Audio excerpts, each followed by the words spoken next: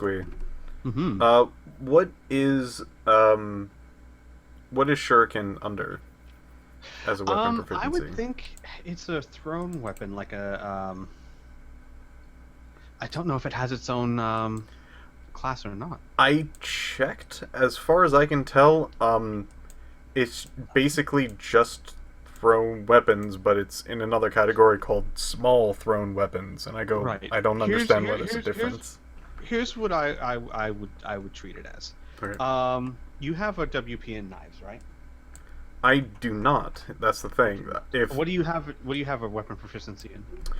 paired weapons, blunt, submachine gun, heavy energy weapons, targeting, which is throwing, basically. Right. That's Like, about don't it. you have the things that throw small little darts and stuff? Little metal rods? I have throwing sticks. Yeah, yeah. What skill do you use to throw those? It's targeting and blunt. Okay, I would just use targeting. I Right. would say those are similar enough that that would work. I can't imagine shurikens being a good hand-to-hand weapon. Maybe something impromptu, but I can't imagine. Like, for example, I wouldn't treat it like a knife or something. It is really something you use to throw, Okay. and nothing else. And I think even realistically, I mean, good lord, you'd cut yourself up if you tried to use that like a shiv or something. Right. So yeah, just treat them the same way you treat your sticks when it comes to weapon proficiency. Just treat with targeting. Okay. I say this because like when I have a weapon proficiency with targeting, I get a lot of bonuses, and if I don't have a weapon proficiency with it, there's a lot of negatives I get. If you're just saying like basically targeting or just targeting, which is throw, is the Mhm. weapon proficiency, then it should be fine. Yes, that's what I'll go with, and Okay. that makes the most sense to me. Because I remember looking when I put them there, and I don't remember seeing it falling under any sort of weapon proficiency. So I will make one for it, which is targeting. Okay. I think we've lost Dave. Uh-oh. I was just about to talk to him. Oh, I'm sure he's getting back on. Yeah. Yeah. He's still online on Skype, so Yeah. I don't. Oh, I do have that. Okay, good. Sorry, I you need know to, what? I guarantee you, he's trying to talk to us right now, wondering why we're not responding. Sounds like me. Sounds like me too. I've already talked 2 times already with my mic on mute, and I'm like, why are people talking over me? Oh wait. Okay. All right. So could someone let me shoot him a message on Skype. Right. Yeah. And I'm glad that you noticed what I was highlighting, Squee. Yeah. Yeah. Yeah. I'm completely cool if that increases the cost, because I have like I think 800 grand still around there. All right. Yeah, How do you 800. have all this money? The first time I still had a mil from before. Talavac has 2.3 mil. I guess I've been spending my money on all sorts of shit. Yeah. Oh yeah, your the face disguise implant. was really expensive. Yeah. That's right. The disguise. The whole thing where I can change my face and I have 5 other identities other than Xavier, all with actual identification. Yeah, that's what cost me, you stupid Inferno. All right. Hey, David. Welcome back. Welcome. You're currently muted. Yes.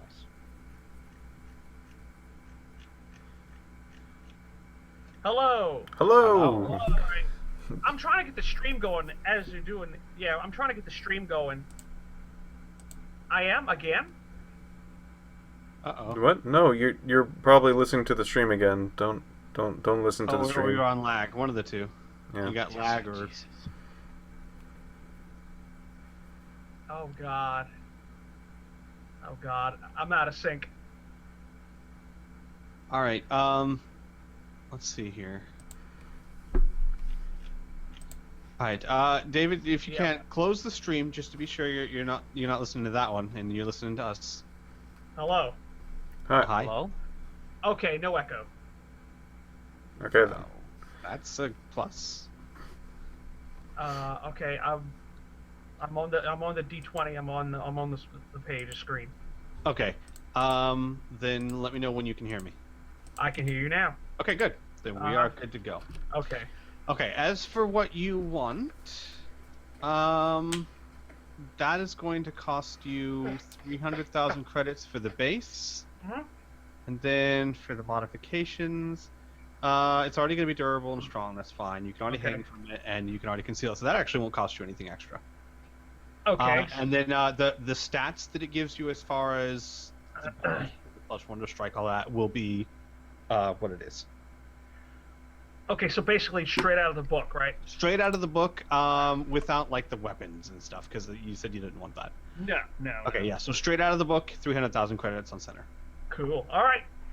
That's all And I need. that's gonna be 6 hours for the surgery and 2 days to heal. Okay. All right. Cool. Squee, Mm-hmm. I like to repair my bandito, Oh, you're or get a new one depending on which one's cheaper. Okay. How much would it cost to repair it? You said 1,000.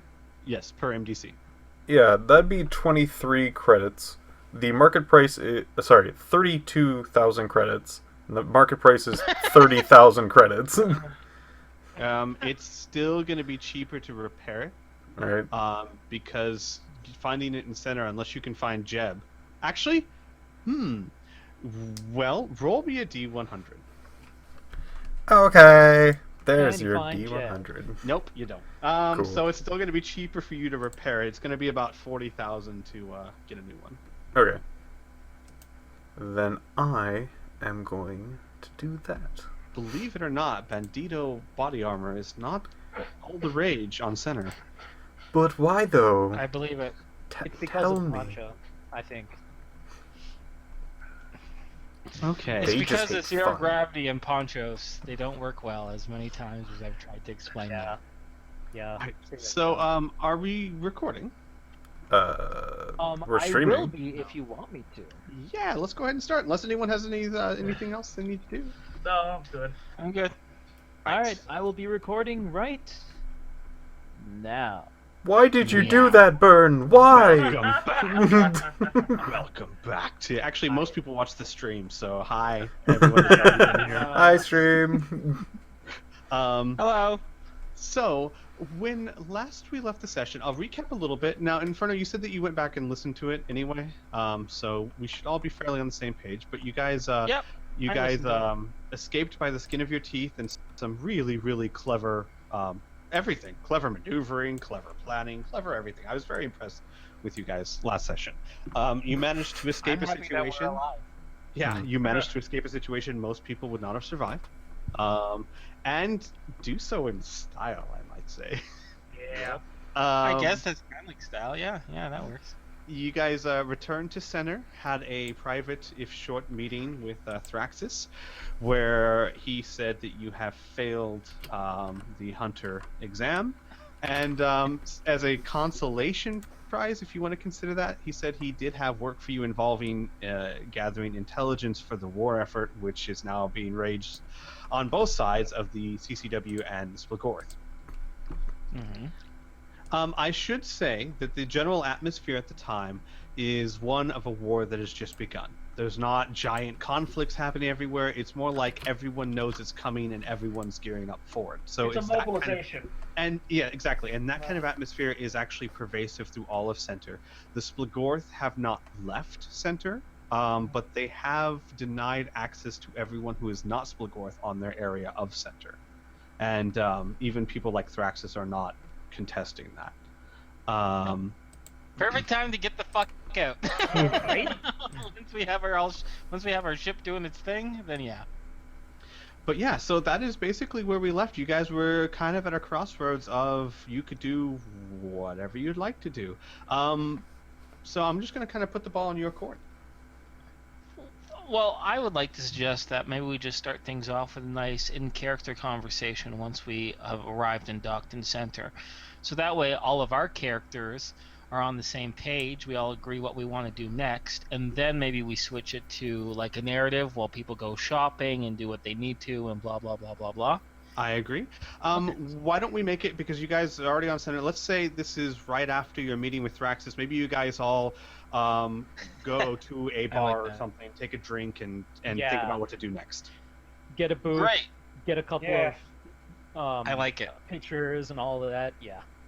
Yeah. Sounds good. Okay. So while we're sitting around in this hopefully it's a pretty nice pub or bar. That depends. Do you want a nice one or a shady one? Guys, do we want a nice one or a shady one? I like the idea of just sitting in a shady one, but it doesn't really matter. I kind of like the idea of a shady one as well, because the All right, stuff let's we're going find- to talk about, it might cause less eyes on us. Okay. Okay. All right. We can then find you not guys like find- hopefully not the shadiest. No, but no, no, a no, shady no. one. Got it. All right. You guys find one of the many dozens of bars that are close to the docking bays where they're not high class. They're lower class because it's where merchants and ship workers and dock workers go. So they're definitely not the best, but they're certainly not the type of places that you want to check your coin purse every 5 seconds. So somewhere nice in the middle. Okay. Yeah, it looks. The I like place it. is beautiful. I love it. Uh-huh. So once we get ourselves, a table and a few pitchers of beer, and Xavier is already finished halfway through his, he's gonna put his glass on the table. He's gonna wipe his upper lip, and he's gonna say, "Fuck Thraxis, and fuck his deal." Hey, I can drink to that. Hold up my mug. All right, hey! Hey! Clink. Me give my mug in there. There we go. There you go, Lucas. We've had enough trouble for this hunt, and I think we have enough trouble for this entire region of the galaxy. My suggestions is that we refit our ship and go to the very edges and disappear for a little while. See if there's greener pastures on the other side. What do you guys think? I'm all for that. That sounds good to me. Yeah. Let's go ahead and cause some more trouble in another part of the galaxy. Sounds good. Like we were talking just after the whole shit hitting the fan, it'd be a good place for us to start simple. Simple jobs, moderate risk, moderate reward, right? Oh, okay. Yeah. So basically, we'll pull it back down to the first notch and work our way back up. Yeah, we were getting a Exactly. bit too Yeah. big for britches. We I've never heard that saying before, Isaac, but that doesn't sound good. So the tone in which you said it sounds about right. So yeah. My clothes fit perfectly fine. I don't know what your point is. I was saying we were getting kind of cocky. Oh, okay, yeah, that translates. Oh, okay. Bit off way too much. Then we way can more chew. than we can I know that one. I know the biting and the chewing one. Yeah. Okay, well, we have a plan now. Where are we going? And I kind of look around Well- everybody. I kind of. Why don't we? And he'll kind of lower his voice. Why don't we, figure out where Spligorth's space is and just go in the opposite direction? I like it. I like that a lot. And Xavier is going to point at Isaac and thrust his glass to clink against Isaac's. He'll clink his glass as well. Okay. Now we're That we just find a big ass map, right? Uh-huh. We figure out all where all the little splugers are, and then we just go the exact opposite as far as we can till we hit something that resembles a place that needs people doing stuff. Now, Our sort of stuff. now I put my hand on your shoulder, Xavier. I'm like, you said something about changing the ship. Yeah. Well, modifying it, right? Just because we're gonna disappear out of sight doesn't mean that the Starluck should be easily identified, right? Yeah. I We have I to was- also make. Mhm. Sorry, go ahead. No. You go ahead, Isaac. We have to also make sure that we change our, for lack of a better term, license plate. No, yeah. See, that I was just actually great minds think alike. I was just thinking the same thing. I don't know much about the mechanics, but I do know a little bit about paperwork. And Xavier will actually pull from his person 5 wonderful, I guess you could say, how does identification work? Squee, in your world in this universe? It works like a think like a driver's license that you stick into special little computer readers. Okay. So like an AD, like a So- multi-pass. Okay. Yeah. All right. So I'll Alright. provide I'll provide 5 of these little multi passes, or these little identification things. I'm gonna say each of those attaches to a part of my face, and this is as fine as work as you can get before it actually becomes legit. He's gonna scoop it up and put it back into onto his person. He's gonna say, I reckon the same guy who can do that can either do that for our ship, or at least knows the right people who can do that for our ship.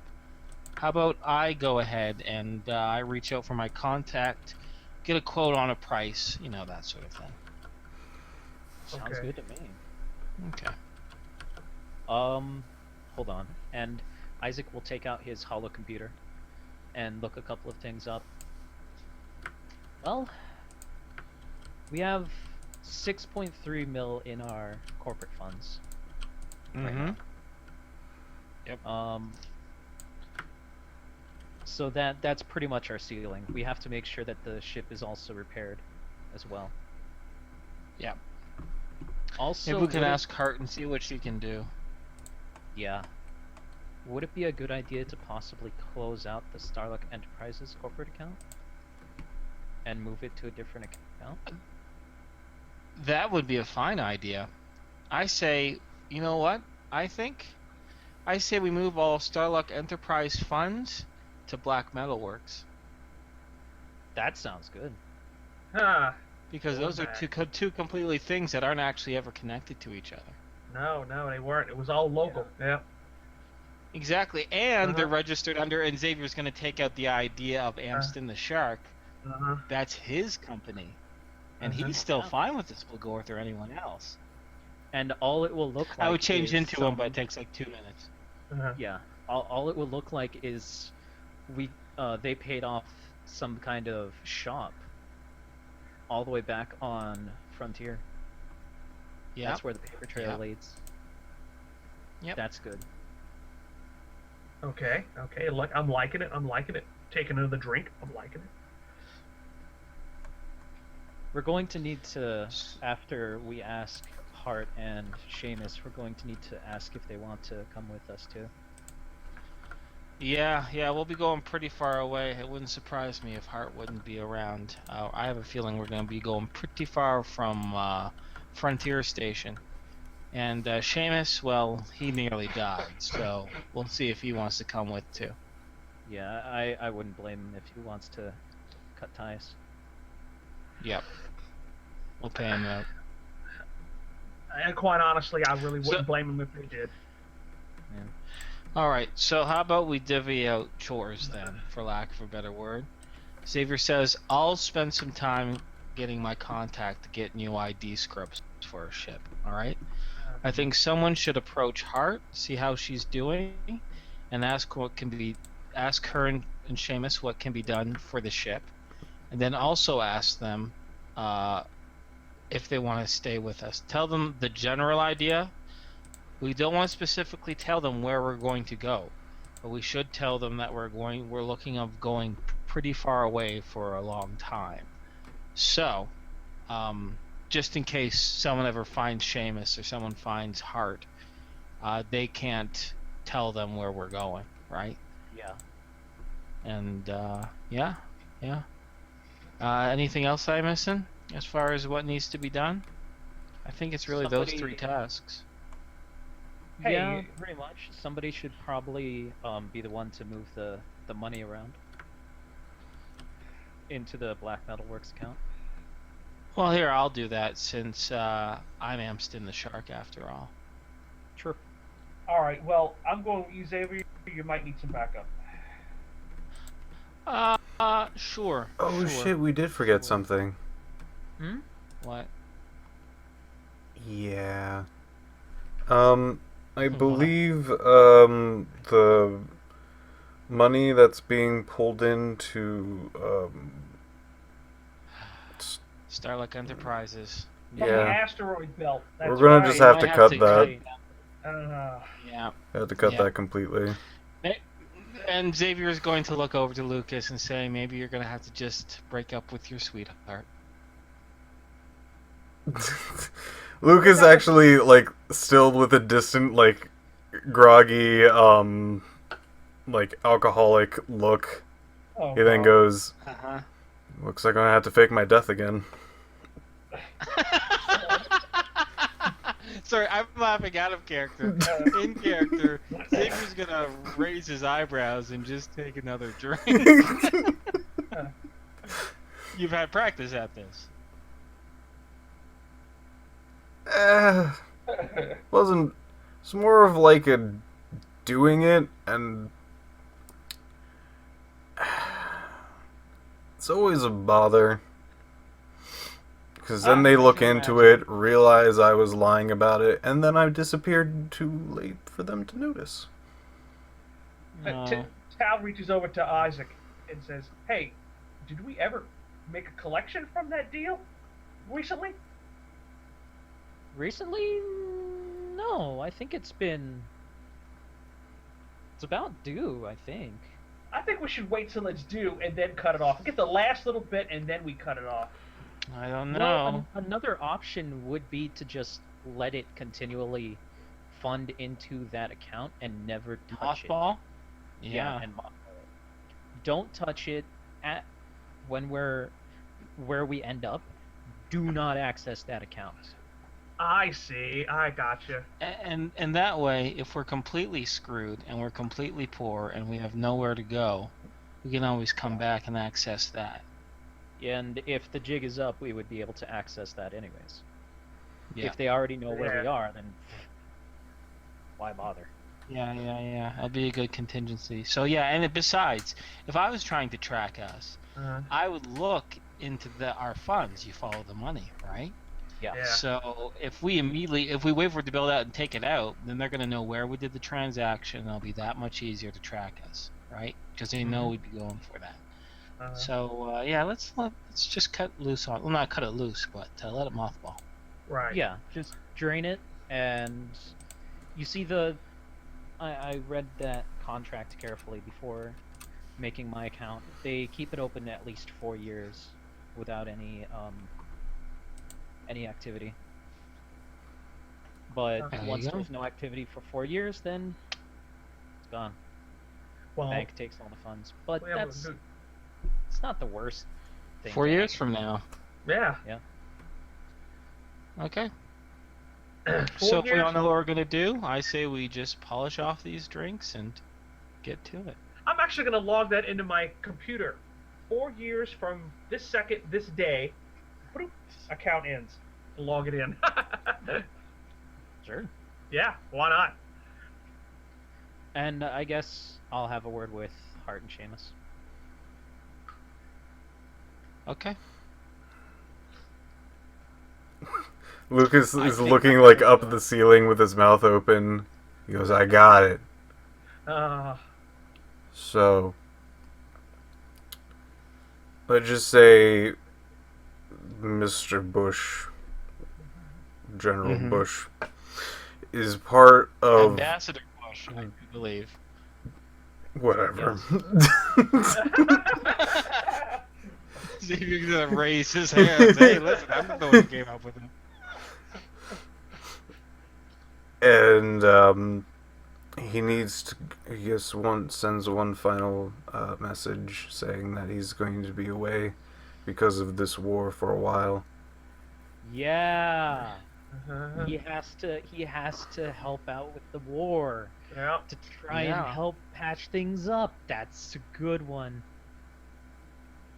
He's going to be leaving some sort of expedition or something. Yeah. Yep. Some missionary work, blah, blah, blah.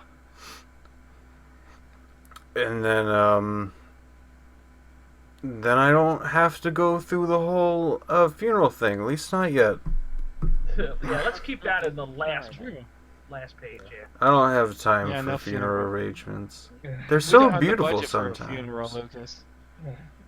Yeah, You'd I be guess. surprised how cheap funerals could be. I suppose. I'm done with this scene. Yeah. Isaac will just Okay. crack All laughing. right. So you guys want to jump out a little bit into what each person does? Yes. Yeah. So let's start with Lucas, because I already had something in mind for this. If you guys chose to, so I have an idea, and then I'll give you time to think about some other things. All right. So Lucas, All right. Yeah. how would you like to approach this? I like to do it the old classic way.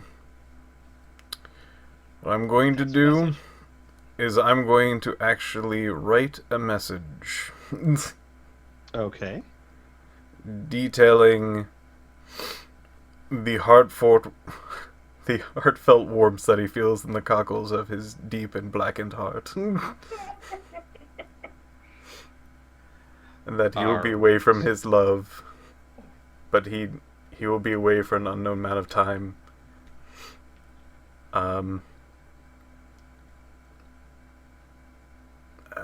Doesn't know how long he's going to be away.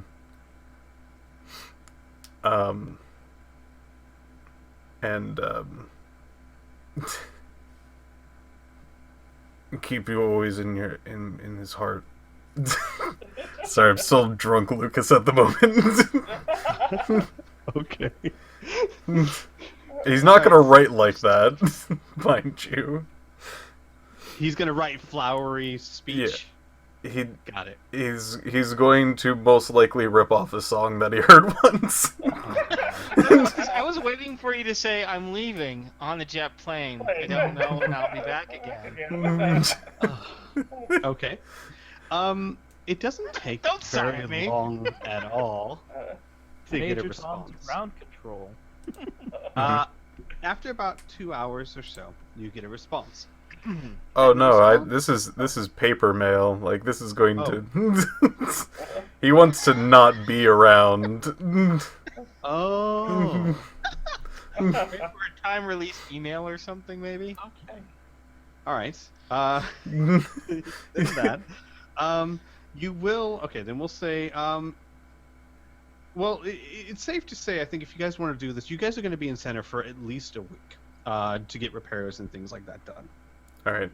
So I would say about 2 days after you guys arrive at center, you get a call on the special cell phone. Okay. So he has his note in his pocket, Right. and he gets it. He gets his phone rings. Hello. Yes. May I speak to a Mr. Bush, please? And it's a male voice. This is he. Yes, sir. My name is Mr. Thorrington.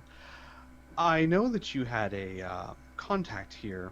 However, due to certain questionable business decisions, her account and position is currently under review. To be quite honest with you, sir, the agreement she made with you is not one that is typically, administered by our corporation, and we're not sure why such an agreement was made, and we quite frankly mean no insult, but we are not happy with the current terms of the agreement.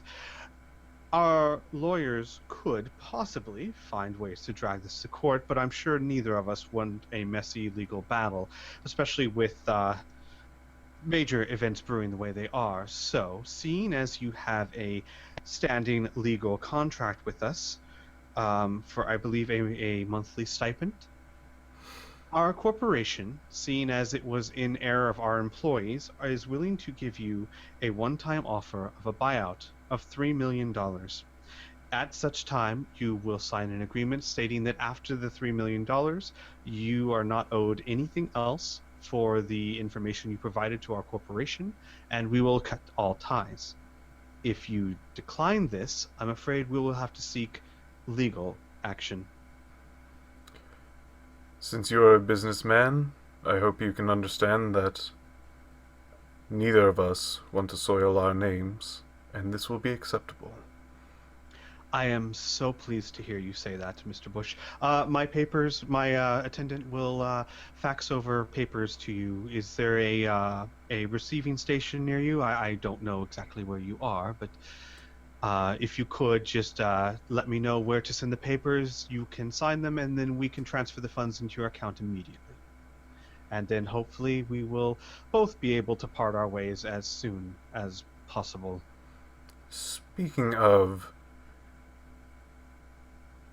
where is the lady now that you've fired? She is at home. We are a corporation, not a military. She is at home, pending review of her position. Ah, excellent. Yes, I believe you would like the office of the business part of Center should be fine.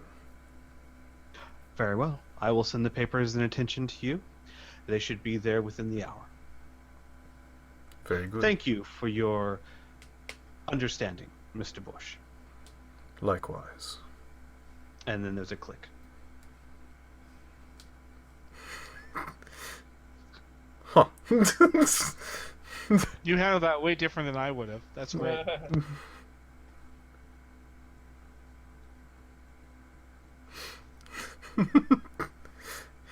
He goes, well, I have to talk with the other people about this. And this before you note. Home address. Let's see if I can remember her home address. If you don't mind, we'll switch to before you sign papers or anything. I assume you'll want to talk to. Oh, yes, absolutely. So before that, let's skip to someone else because that did happen a few days after you guys were on Center. Mhm. So let's move back to. Let's go to Isaac and Xavier and Talavek. Okay, great. So, before we go meet my contact, wait, I have his name. Give me a moment. Notes. But before we get there, there it is. Before we get there, though, I'm going to change to the Phil Buckley persona because he knows me as Phil Buckley. Mm-hmm. He knows me best as Phil Buckley. And I'll instruct Talavek not to call me Xavier, call me Phil, or don't call me anything at all. But don't call me late for dinner. Anyways, Xavier is going to explain, or should I say Phil is going to explain, that this fellow, Seth Geyser, he normally meets with me one-on-one. I'm going to make an introduction to you, say you're a friend of mine. That's okay, that's how things typically work around here. This is what... I don't need your assistance in helping with the negotiation of trying to find out whether it can be done and how much. I know him well enough. We have a good professional relationship. But what I would really like from you is we're going to have to do a transfer of a large amount of funds from Starlock Enterprises to Black Metal Works. And you know the computer systems a lot stronger than I do. And I would like you to collaborate with what either Seth himself or whoever Seth sets us up with to try to reroute that and have as many middlemen there as possible so it is not easily traced. Okay. You think you can help with that? I think so. Great. I just need to find a stable terminal. Well, one thing at a time. We have to first find out whether it's possible and how much it's going to cost us. But all right. First things first. So let's go see him. And so I would like to go see Mr. Seth Geyser, please. Okay. Oh, before we start, I'm in my stealth gear, which is basically like an STC version of my Sunaj armor, but it looks a little different. And it's all STC, because you said it was STC place, right? Correct. Yeah. So basically, my armor's a little different. I have my swords, but it's all STC. And I have my mask pulled over, so I'm completely covered in the face. Oh, wait, we're in Center. Center's actually allows MDC. Oh, they do? Does? Yeah, it depends on where you go, of course, but the average general... I mean, Center's a large city. They would have a really hard time keeping people from wearing MDC armor around. I Oh, remember last time you said that yeah. there was an MDC ban. Yes, Yeah. because they were going through some issues. If you remember, there was an explosion somewhere. Explosion. Yeah, but So normally I wanna- center. Yeah.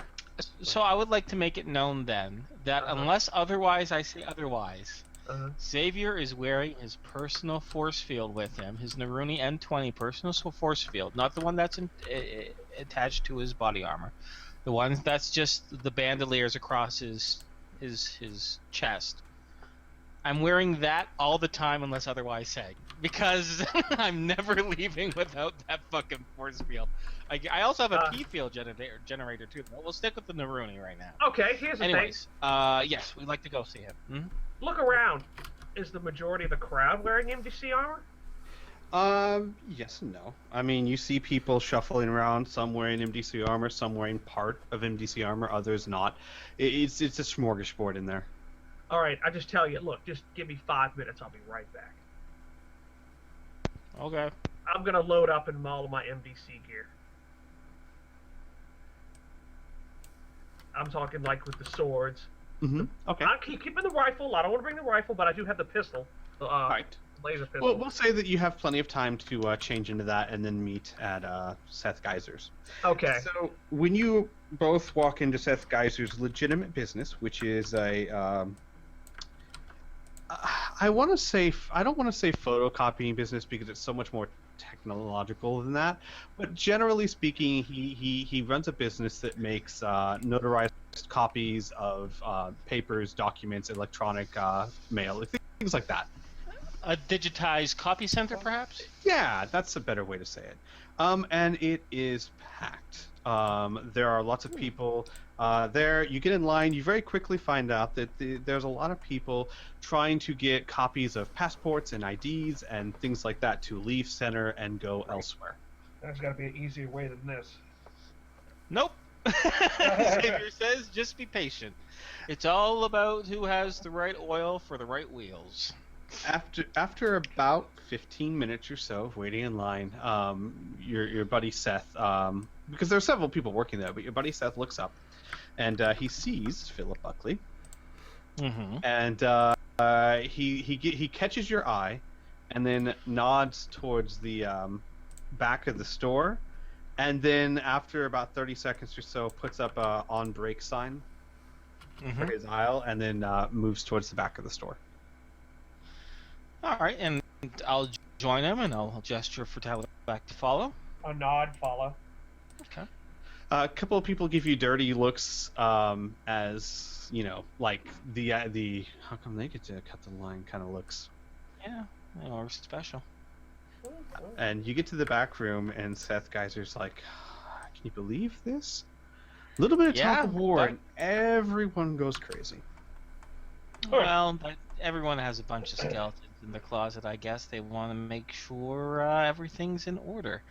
But, I mean, although it's busy for you, this will be a very, very profitable short period of time, I reckon. Oh, this is an acquaintance of mine, Talavac. Seth Talavac. A nod. I have a job suggestion for you. We require services, my friend, and it's not making a bunch of fake person IDs and copies of passports, that's for sure. He looks at you for a long time, and then he says, "Oh God, you're caught up in this too, aren't you? You're trying to escape." Not escape as so much as go on a vacation for a while. Of course. All right. Look, what do you need? Well, we would like new identification for a Slider class starship.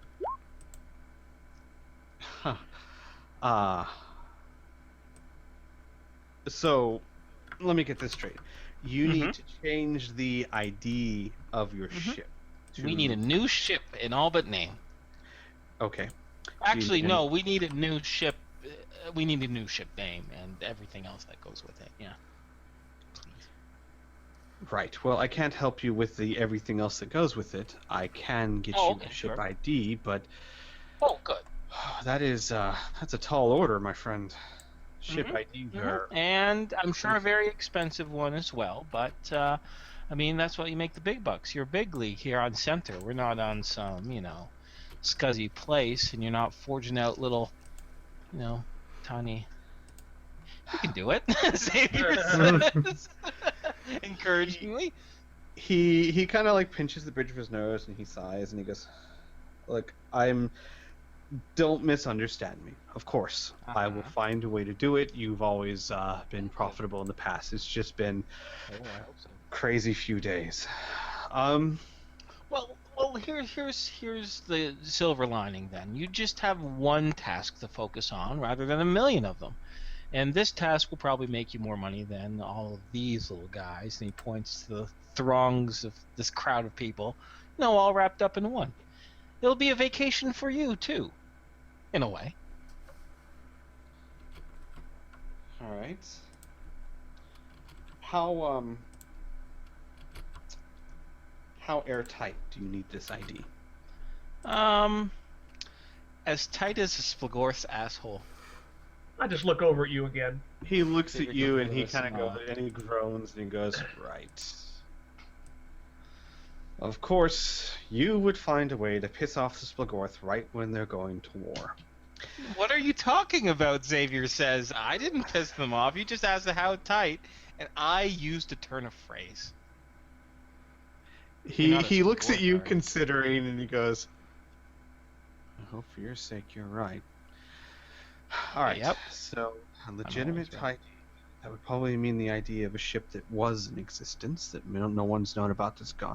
I might have something that could do you. It's going to take some doing. Okay. It'll take me about a week.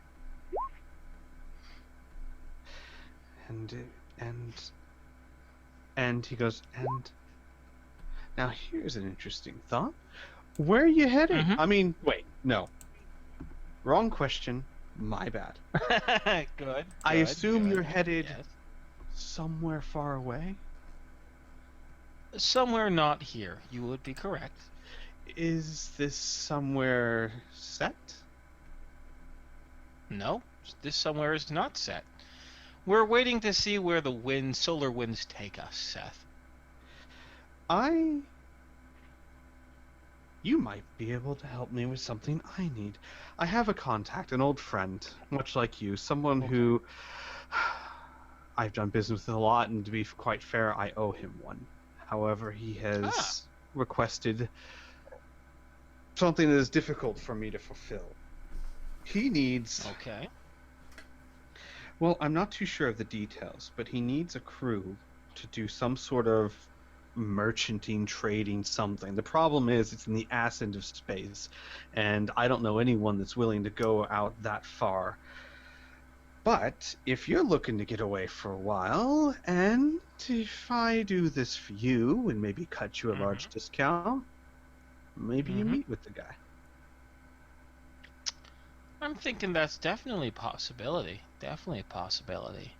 Tell me more about this guy. Well, excuse me. His name is Fanic. He is a Okay.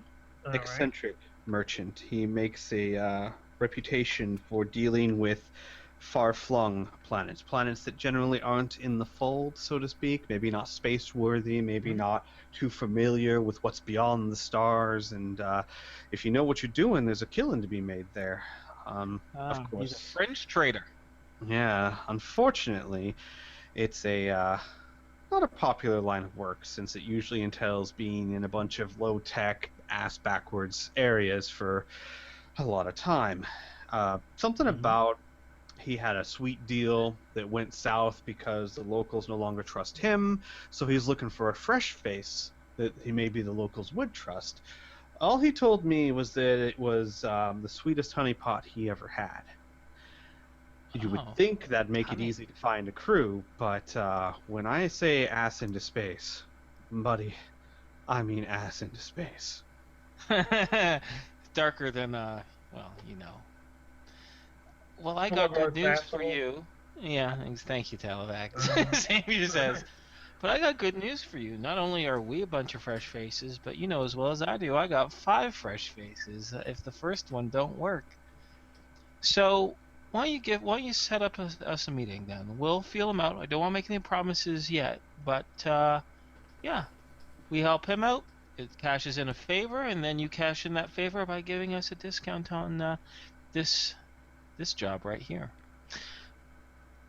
Before you get that meeting set up, though, I have another question for you. Now, this is probably not something that you deal with, but, you know, everyone in our circles, they run close together.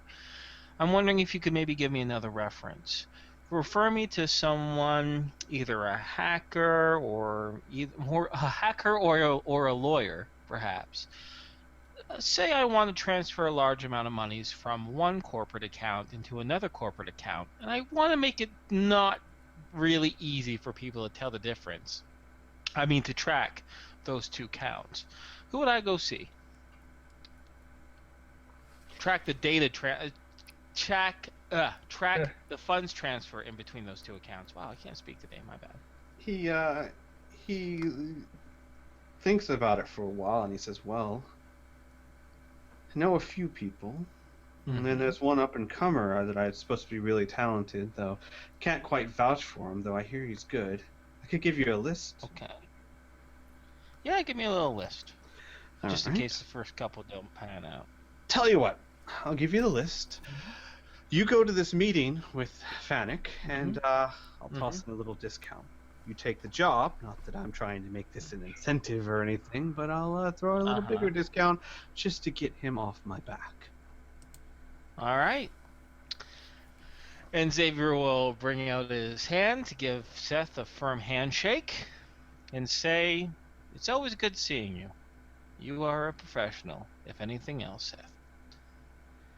Well, All right. as I never expect to see you again, it's always a pleasure when you come by. Well, who knows? You might see me again, but I might not see you. You might see me and I'm not actually me, or maybe I am me. Who knows what the future holds? Maybe Well, I we'll guess see that each just other depends. in 3 days. And he says, "I guess that just depends on how well I do my job."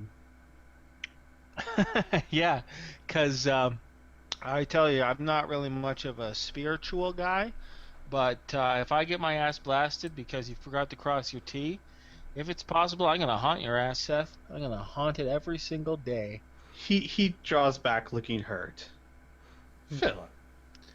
Hey, you're the one who said you better do a good job. I'm just letting you know the supernatural consequences. And he gives a bit of a laugh. Oh, come on. I'm kidding. I always heard that it's good business to be humble, or at least act humble. Mm-hmm. But here's a problem. My business and your business runs pretty close circles together, so I know the behind the scenes. The ID will be good. It always will be. The cost right now, of course. Well, let's not talk about the cost just yet, Xavier says. Let's not take the wind out of our sails. He says, no.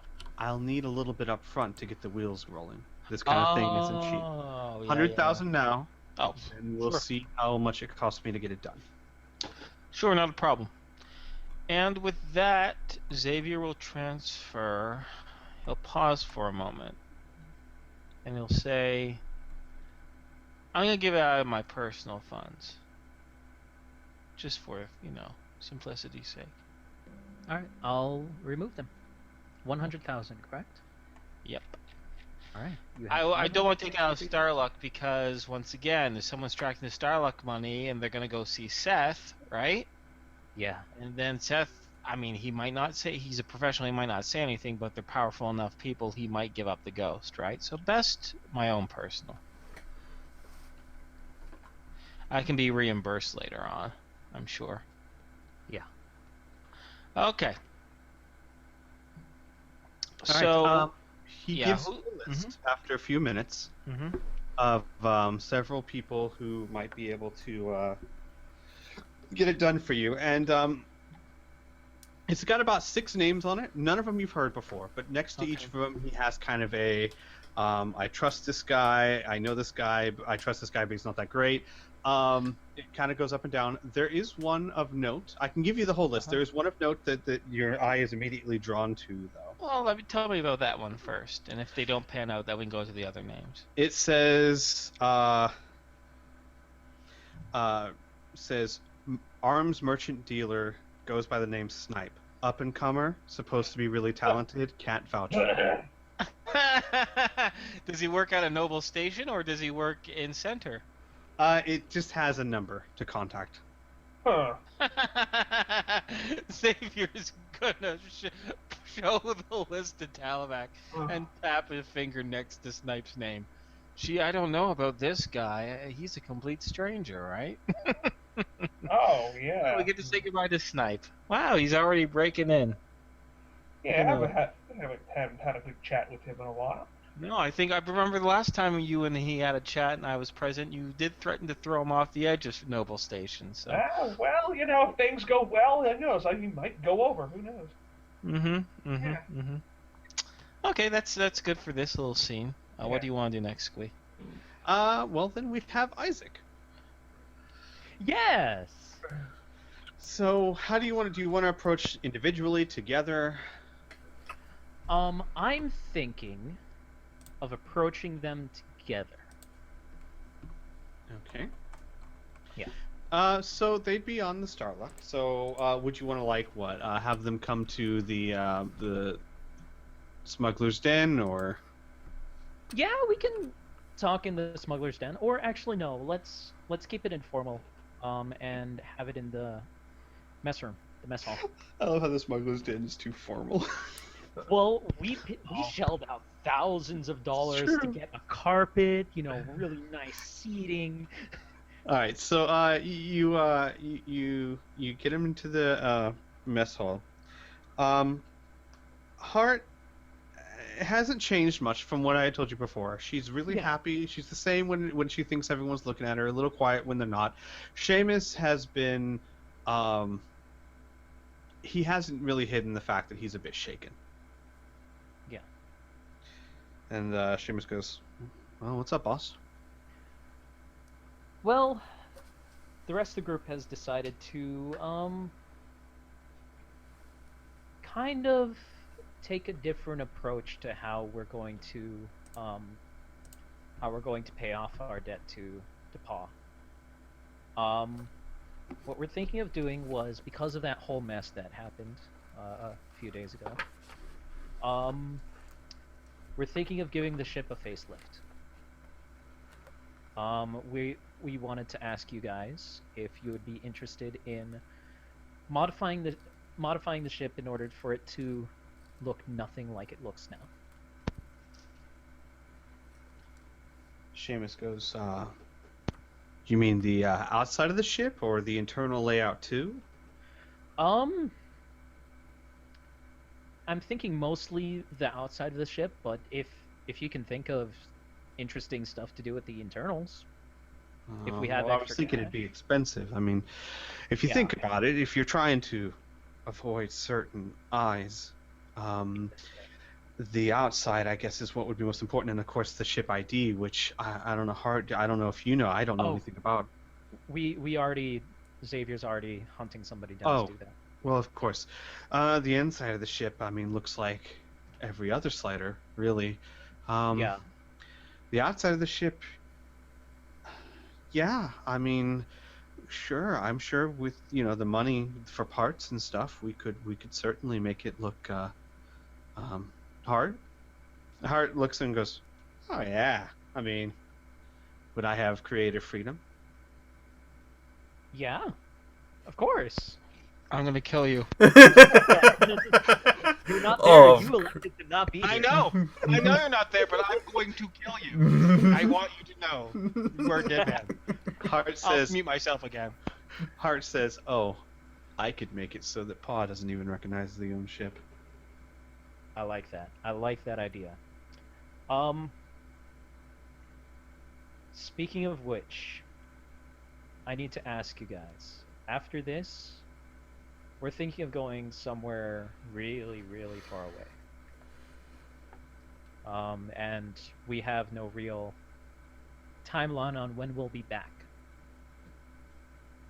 Would you guys still be interested in coming along, or should we think about dropping you guys back off at Frontier? The Seamus is quiet, and Hard immediately goes, "What? You want me to leave Starluck?" No. That's not what I asked. I But asked if She's you my want. baby. So I guess you want to come with?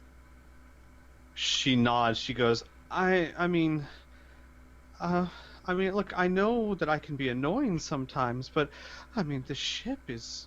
I've never been on a ship like this, and I've worked so hard to make it the way I want. I don't want to go back. Then you can come with. Of course, you're are you welcome. sure? You're welcome to come with. Yes. I wanted to make sure you were given the opportunity to go back to Paw if you really wanted to. Hart actually has like wet eyes, and she just shakes her head. Okay. Seamus has been quiet the whole time, and he goes, "So when you say far, what are we talking about here?" Well, we're thinking of pointing the ship in a non-specific direction and just flying for a while.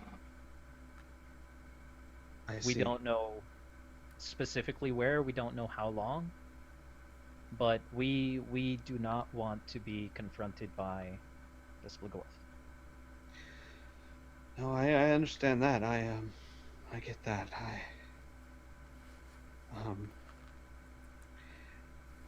Look, what we went through. I mean, I knew that things would be dangerous, and I thought I was ready for it, but I thought my number was up. I thought the Splagorth were gonna kill me or worse. And I'm not sure I can go through something like that again.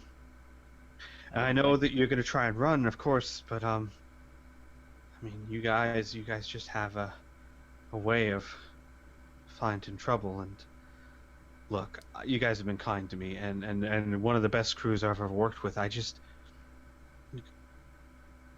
want to grow old and be an old mechanic, you know? I know. Maybe when you come back, if things quiet down, if you need a good mechanic, I mean, look me up. But I don't know. Maybe I just need some time. Or I know you guys paid me for 6 months. I can get back what you gave me. No. To make fair. And You've been through a lot, and I don't blame you. You keep that money. well, tell you what. I may not be, that brave, but I'm not a coward either.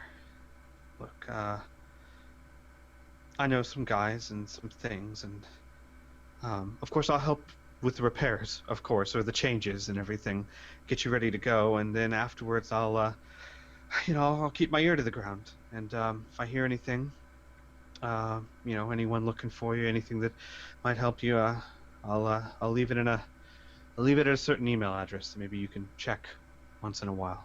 Huh? That sounds good to me. All right. Do you want us to drop you off at Frontier, or do you want to catch? No. Center is a good a place to find work as any. I mean, hell, with what I've learned being with Hart, I could probably have my pick of jobs. Yeah, that is true. So no, I'll be fine. I'll be fine. I mean, sure, you paid me a lot of money for that 6 months, and we've barely been through a month of that. It's certainly just fair to give it back. Buddy, with what you have gone through, I want you to keep it. All right, you guys are good guys. Like I said, I'll help with the repairs and the changes, of course, before I go. Absolutely. Sounds good to me. And he kind of leans forward. I'll make sure there's nothing pink. Thank you. I'm pretty sure that Xavier is going to kill me. I have this feeling at the back of my head. But Call this psychic premonition. Yeah. you know, my sixth sense is kind of going tingling. on. Yep. Yeah. And an immediate and violent threat to your life is coming within 60 seconds, motherfucker. Just kidding. Alright. I think that's the end of the scene, right? Okay. With that, Seamus and Hart would start putting their heads together, trying to come up with some figures of how much it would cost. Alright. Okay. So, that being done, if you guys want, we can skip ahead like 2 days or so to where Lucas got that thing and you guys can all talk. Or if there's something you'd want to do immediately, let me know. Yes, I would. Okay. I would like to find the cyberdoc who implanted my bionic eyes, Mhm. and tell him, give him my plans of what I want to do. Sure. It would take him a day or two to schedule you in, but especially since you're willing to pay the asked price, Well, he can fit you in. We'll say 3 days after you guys get to center. Okay. I have to confer with everyone if I have time to do this. You know what I'm saying? I don't want to go and do this and we got to go off somewhere. You know. Because I'm gonna have to take what did you say? 6 hours for the procedure. Yeah, 6 Yeah. hours for the procedure and then 2 days to fully heal. Yeah. I'm sure there's ample time. Don't worry about it. Okay. All right. I just wanted to make sure I had a clear 48 hours. But yeah, if I have the time and everything's cool, I'm gonna go and search them out. Yeah, Okay. absolutely. Okay. All right. I will say, within the first 2 days, so Hart and Seamus are able to, within a few hours, come up with some projections. They're saying that to completely change the look of the ship, the outside, obviously not touching the inside, and not touching the countermeasures, which they assumed you wouldn't want messed with. Yeah, we don't want that mess with. Hell no. You're looking at about 4 million. And that will also repair the ship, correct? Yes, that would be with repairs. Are we good with this number? You know what? Why Can we don't wait and find out how much, if we're going to do the favor, and how much that's going to cost us too? Because we might be flying by the skin of our teeth, right? Yeah. Why? I was gonna suggest, why don't we have a meeting in another bar after the 2 days, because Lucas has some information for us, right? Sure. But should we do my meeting with? Should we talk with Snipe and talk with? Seth? No, not Seth. Seth's guy, Fennec. Oh, Fennec. Fennec good to first, me. so we get all the prices first. Yes. Okay. I could also let you know Seth would get back in touch with Xavier. I'm sorry, Philip. Within the day, and he'd say, did some asking around. We're looking at 1.2 mil, and then of course, may take a little bit off that depending on how things go. But I'm just giving you the straight fee so that you know what you're in for. Okay. But I'm telling you, man, this one would be. I would have trouble recognizing this as a fake. You got a little bit lucky. Good. There was a slider ship destroyed by the Splagorth. For some reason, it seems like they've been taking him out the past few weeks. You don't say. No. Sorry, I'm laughing out of character. I'm sorry. Right, Xavier right. would keep. Sorry, Philip or Xavier really. Will keep a straight face. Did you say 1.5 or 2.5? 1.2. 1.2. Okay. Mhm. Great. He goes, yeah. Apparently, one of them was destroyed. Word hasn't got out yet, and I've made sure that it won't. So we'll be able to get you almost clean. Well, good thing our slider's heading the other way. I don't get blasted for some misunderstanding. The Spagorth aren't ones to mess with, for lack of a better word. So wonderful. That's great to hear. We're just about to meet up with Farouk here, so.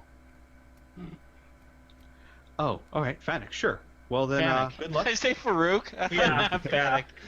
well, Rogue good State. luck to you, Rogue buddy. State. Rogue State. There's a game called Rogue State I've been watching, and the brother is called Farouk, and I'm like, duh. I like Hey, that. guys, well, All right, good anyway. luck to you, buddy. Yeah, you bet. Thanks for doing a good job. All right. And then before you do Fanic, do you want to contact Snipe? I think we should Yeah, go might over- as well. I thought that we could go over Yeah. there unannounced. No, we probably want the transfer over quickly, and I know it's at least a week to get to Noble Station, probably more. I think actually it takes 2 weeks. So let's just do this over long-distance communications. Oh, all right. All right.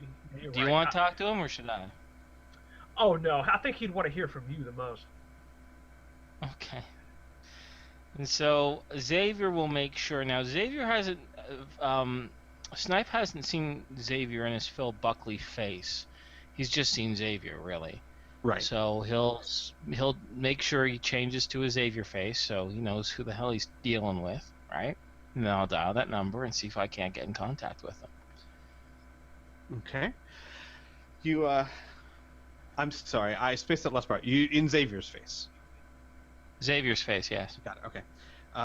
You get a Because call. He's never met any of my other faces. Right. You get a call, and Snipe comes up on the screen and he goes, "Yes, welcome to. Oh, hello, friend. Everything Hello? good? Everything is excellent. I want to congratulate you, actually. Oh, Yeah, I have a little list here. I was talking to a mutual friend of mine here on Center. He's trying to get me in contact with a very good individual who could transfer funds between one account and another for it to look, a little secret, so to speak. And he gave me a list, and your name was near the very top. You are making quite the name for yourself, aren't you? oh, well, I surprised I never thought of it before. It occurred to me that when one moves goods as easily as I can, moving Uh-huh. money is not that much different. Yeah, it's just a whole different commodity. So that's why I'm talking to you right now, Snipe. I didn't want to just call you just to congratulate you, because I need that job. And I figured since we go way back and we saved your butt, for lack of a better word, Xavier was going to say something else, but he's going to say furry ass, and then maybe we won't be so mean to Snipe. Anyway, since we helped you out, I was hoping maybe you'd help us now with this requested thing. I'm afraid Starluck Industries is no more, and we need to move it over to a competitor of ours. Ah, Our funds. such is the hazards of business. Yes, but that's okay. We'll always make it back out on our feet. Ah, But you understand that, Snipe, we owe a lot of money to a lot of different people. So that's why we want... But Black Metal Works is doing us a very special favor. You understand? So we want them to have all our money, and then when the other collectors come looking for us and our account's empty, they won't get pissed off at Black Metal Works. You understand? I understand. Mm-hmm. He gets this like grin. He goes, I might be able to help with that quite a bit. Much Oh. like moving arms or other merchandise, it's always best when it comes to not leaving a trail if something Mhm. unfortunate happens to its point of origin. Say, Ah, I don't know, someone broke into Starluck Enterprises accounts, cleaned them out, some sort of burglary of some sort, and the money just poof. hackers. disappears. Hackers are everywhere, aren't they? Ah, It's they're real such a frustrating. menace. Right. Mm-hmm. I happen to have a package that would be all inclusive. It would involve engineering some sort of unfortunate downfall for Starluck Enterprises' financial gains. The money would Mhm. be untraceable and would at some point in the near future of 48 hours pop up in some random account. A little bit at a time, of course. Of course, not so much to provide suspicion. Well, how much does this little deluxe package cost the discerning gentleman? Well, normally I charge 5% of whatever's being transferred, but as you said, you did save my tail, so I'd be willing to give you a Mhm. discount of, say, 4%? How about 3.5? And you get another person who recommends your services. How about this? How about this? How about this? 3.5, and you don't have to worry about doing the hacking yourself. We'll take care of the labor. We'll just pay you for, you know, the data package that you're going to provide. I have a question, actually, out of character. When Mhm. you're contacting Snipe, Talavac, are you still with Savior? Mhm. Yeah, I'm standing like off screen, just enough to where he can't see me. He can't see you. Uh, Okay. All right. He goes. Snipe goes. Well, understand there's a bit of a problem with that. Simply that Oh. if I do this for you, I want to do the whole Mhm. deal. After all, not that I doubt you, but if your hackers are sloppy, it reflects badly on me. If you're gonna do it right, of course. Mhm. Mhm. Oh, 3.75%. hold up 3.75. Oh, just a second, just a second. Um, before we, are you concerned that you don't know the hacker very well? That they might do a poor job and that reflects poorly on what you provide. You want to control it all. Oh, what if I were to tell you that you know this hacker very well, actually? Would that reestablish you with a little bit more faith? What hacker? And Xavier will gesture for Talavac to come into the picture. I take the helmet off and just slowly come into frame. Tal, you know Snipe. Snipe, Tal. Snipe's face goes from one of grinning to like very nervous, and he kind of gulps and goes, "Oh, hi, Talavac. Hello, Snipe. How you been? Good. Good. Look, Xavier, buddy, friend, Yes. business Yes. partner. Look, Mhm. I'm sure you guys are very, very busy. There's no need. Look, I was just thinking, things have been good to me. 3%, 3% transfer fee. I'll take care of the whole thing for you. I mean, because you guys are my friends, and he like puts his hands to his Yeah. chest, like family to me. Like family. We're like your little furless brothers. That's right. And he has scales. Thank you, Talavac. Xavier will say, and he'll gesture for Talavac, leave the camera And so then I Snipe just- is less nervous. I snap my fingers and point at him in the screen and just back off. And then Xavier's gonna look at Talavac, leave, and look back to Snipe and be like, I really think he likes you. I'm glad that we're brothers. Yeah, me too. So the whole process would take about 48 hours. The funds will be deposited in an account you specify, minus, Yes. of course, the 3%. And it'll take, like I said, 48 hours. Expect several small deposits from many, many different places so that you're not caught unawares. Wonderful. Well, thank you so much, Snipe, and I wish you and your business continued growth and success. And after you do that, of course, we'll suss out the details about exactly which accounts and blah blah blah. But I think I'm good with this scene. All right, good. So the 3% is was it, you guys said 6.5 mil?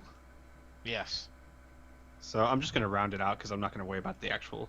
You're looking at 195,000. Okay, that's not too bad at all.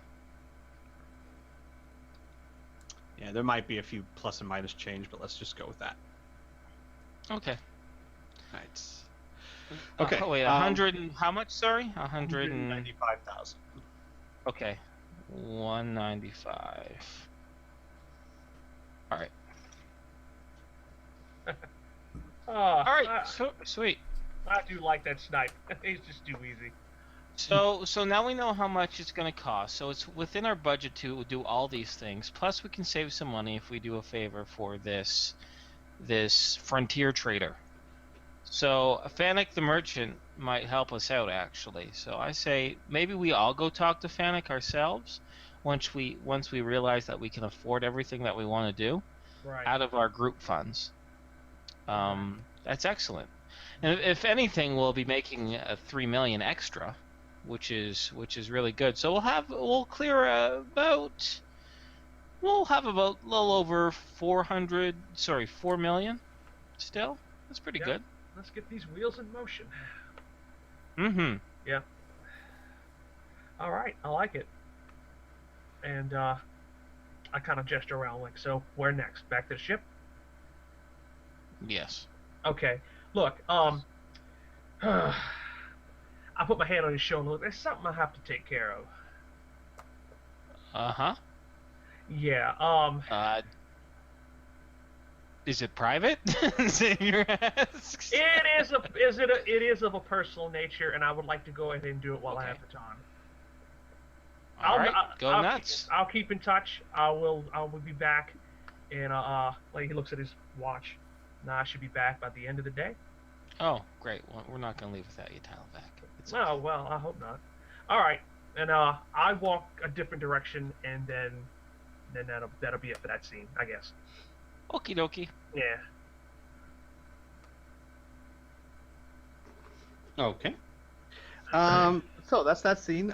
So do you guys want to move on to, say 2 days later, you guys all, I'm sure you would have met beforehand, but kind of you all meet up at a bar again to reassess where you are now? Sure. All right. And Talvek, this is 1 day before your procedure's done. Okay. All right. Well, I just made the appointment, basically. Right, exactly. Oh, okay. All right. If we're gonna have a little get together, then I'll go and do that too. Okie dokie. Yeah. So I guess, do we want to discuss this in character now, or do we want to just talk about it out of character? It doesn't really matter, to tell you the truth. It'll be faster if we do it out of character, but I don't want to. I mean, if Piph and Burn really want to roleplay, I'm not going to stop that. I want to roleplay at least one part. Oh yeah, Okay. roleplay would be fun. All right, yeah, let's fucking roleplay. Then Okay. let us roleplay. All right. So we're meeting back at the same place. Mm-hmm. Okay. Sure, same place, same not stool, but Booth. Round Booth, booth area. Booth? Yeah. same booth, same two pitchers, all of that stuff. Really? I want different. I want wine. Okay. No, you know what? I want gin. I want gin. Gin, You gin, have gin. Gin in my belly. There's still two pitchers. You don't have to drink beer. Not of Come gin, on. but you can have pictures. But I'm gonna have myself something a little bit harder this time. Yeah, sure. So, I want to get toit. All right. Mm-hmm. how did things go on your end? Very good. Very good. It's not, this is no small peanuts, but I can tell you that we can get a brand new ship. Paperwork, I guess you could say, name for the ship and everything like that, for 1.2 million credits. And we can transfer all of our funds to make it look like a hacker took the money, and then the funds are carefully put back into our Black Metalworks account from multiple sources. That's only going to cost a little under 200,000 if I'm calculating our current funds correctly. Okay. Now there's two other bits of information that you guys might want to know. The first is that the reason that we're going to be able to get a new slider is because we're going to be borrowing the name or the call sign of a slider that recently got blasted by Splagorth. My contact has told me that the Splagorth have been on a rampage, shooting down sliders like they're nothing. So, that's interesting. And the other more interesting thing to kind of solve us from that last thing that I just talked about was there's a chance that 1.2 million to get a new name, or suffice to say, transfer the name of an exploded ship to a non-exploded ship, our own. We can get ourselves. He's my buddy pointed towards a merchant, a fellow named Fanic. And Fanic is dealing with very, very, very, very far away customers. Out in the outliers, in the ass end of space, I believe he just said. It was his terminology. And he needs people. He needs new faces to be representatives for him. Now, I don't have all the details, but suffice to say, Fanic owes my guy a favor, and if we do this favor for him, then he's going to give us a discount. So my suggestion is we all meet with this fellow, feel him out, see how legitimate he seems, see how far away he wants to send us, see exactly what the job is, but we might find this to, meet up with what we're looking for. Yeah, that's what it sounds like. This is definitely working in our favor from this point of view. Oh, great news, Yes. guys. Bush doesn't need to die. Oh, good. You just hashed it out with Sugar Plum Cat Lady? Well, no. I was more gonna suggest that I was going into war, but Oh yeah. I did get a message from their company. She got fired. Oh no. Yeah, and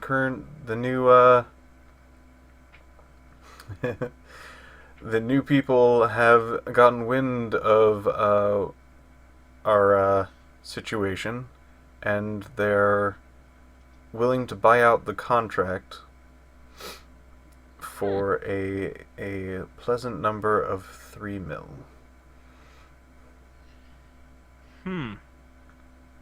That's odd, Xavier says. What But would you know pull 'em what? in? We weren't going to touch that money at all. So, okay. Yeah. See, here's the thing. If we didn't do that, they're going to try to get some sort of legal stuff, and Oh no. that sounds Oh, no. complicated. Yeah, that sounds No lawyers. Xavier course.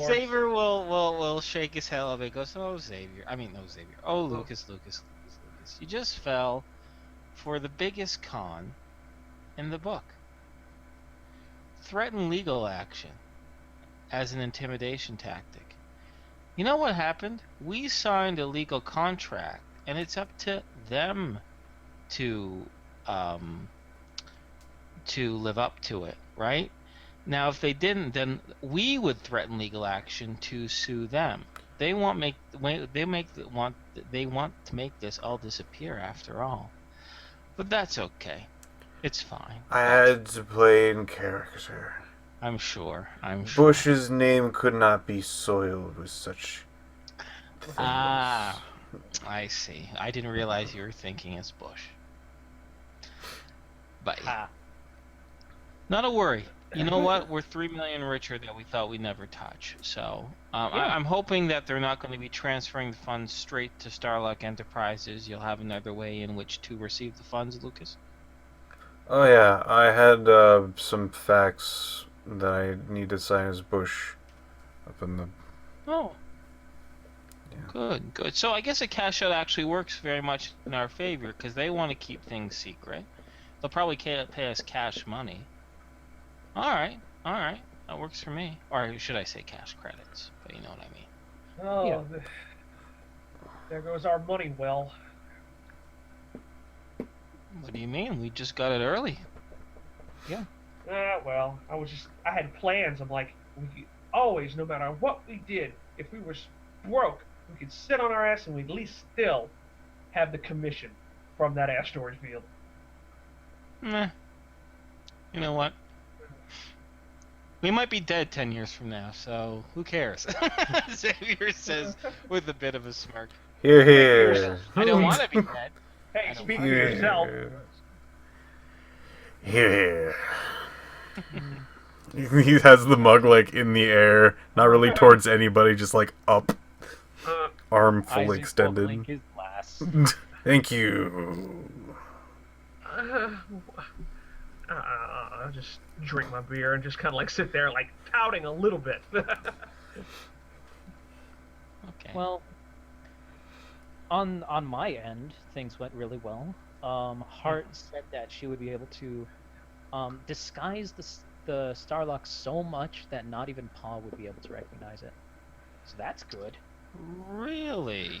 Xavier asks, working his eyebrow. That's interesting. It also looks like Seamus doesn't want to come with, which I don't blame him. Yeah, if I got beaten half to death, I wouldn't want to keep going either. Yeah, What a fool. he was saying that we basically attract too much heat, too Yep. much attention. So Yep. it is true. Yeah. But Hart was heartbroken. She thought that we wanted her to leave. Well, what did you say to her? Absolutely say I not. want She you to can leave? stay. No, Oh. So what'd you get that idea in her head for? it's Hart. It is That's hard. not an answer. So? It doesn't matter. Yeah. But yeah, it looks like we're going to be taking her along, which we might want to shoot an email or two to Pa, possibly. No. Xavier says, Hart's a big girl. We don't need to get involved in her relationship with Paul. If she wants to talk to him, she can do that on her own free will. Exactly. Don't we already no, have a no. direct line? We have Yeah, a we do. Sparkbot. Sparkbot. So here's the other concern that I have, and I'm glad that we're all talking. I'm glad you brought up Sparkbot. Hey, Sparky. We need to find out if Sparkbot, how he communicates with Pa, because there's a good chance that he might be out of range if we go into the quote ass end of space end quote. Maybe. So maybe. If I recall correctly, all he does is he has access to Pa's account. And how has that access happened? Through long range communications, correct? So what if those communications are broken? Isaac will shrug. Well, there Because could be I a have a way. feeling we're going to a place where there aren't, probes and satellites in space to relay messages. Yeah. We could So ask you know what I Sparkbot. think? We could, but see, there's a saying in my line of work, which is it's best to ask forgiveness than to ask permission. Which means, if we ask Sparkbot and then we know he won't be able to communicate, then Pa will say in order to keep our deal, we have to stay within a certain area, right? But if we don't know and we leave that area and later on he asks us why we did that, we can honestly say we had no idea. Unless the little junk bucket says something before that. Well, we could always throw it out the airlock too. Xavier says with a half joke as he takes a drink. Oh, okay. We need to know more about what Sparkbot does and what's capable of before we do that, of course. God knows he could be the one reason why this ship actually runs, why it turns on when I press the ignition button. You know what? I just realized, until you said his name, I forgot we even had a robot. Yeah, well, he mostly hangs out with Lucas.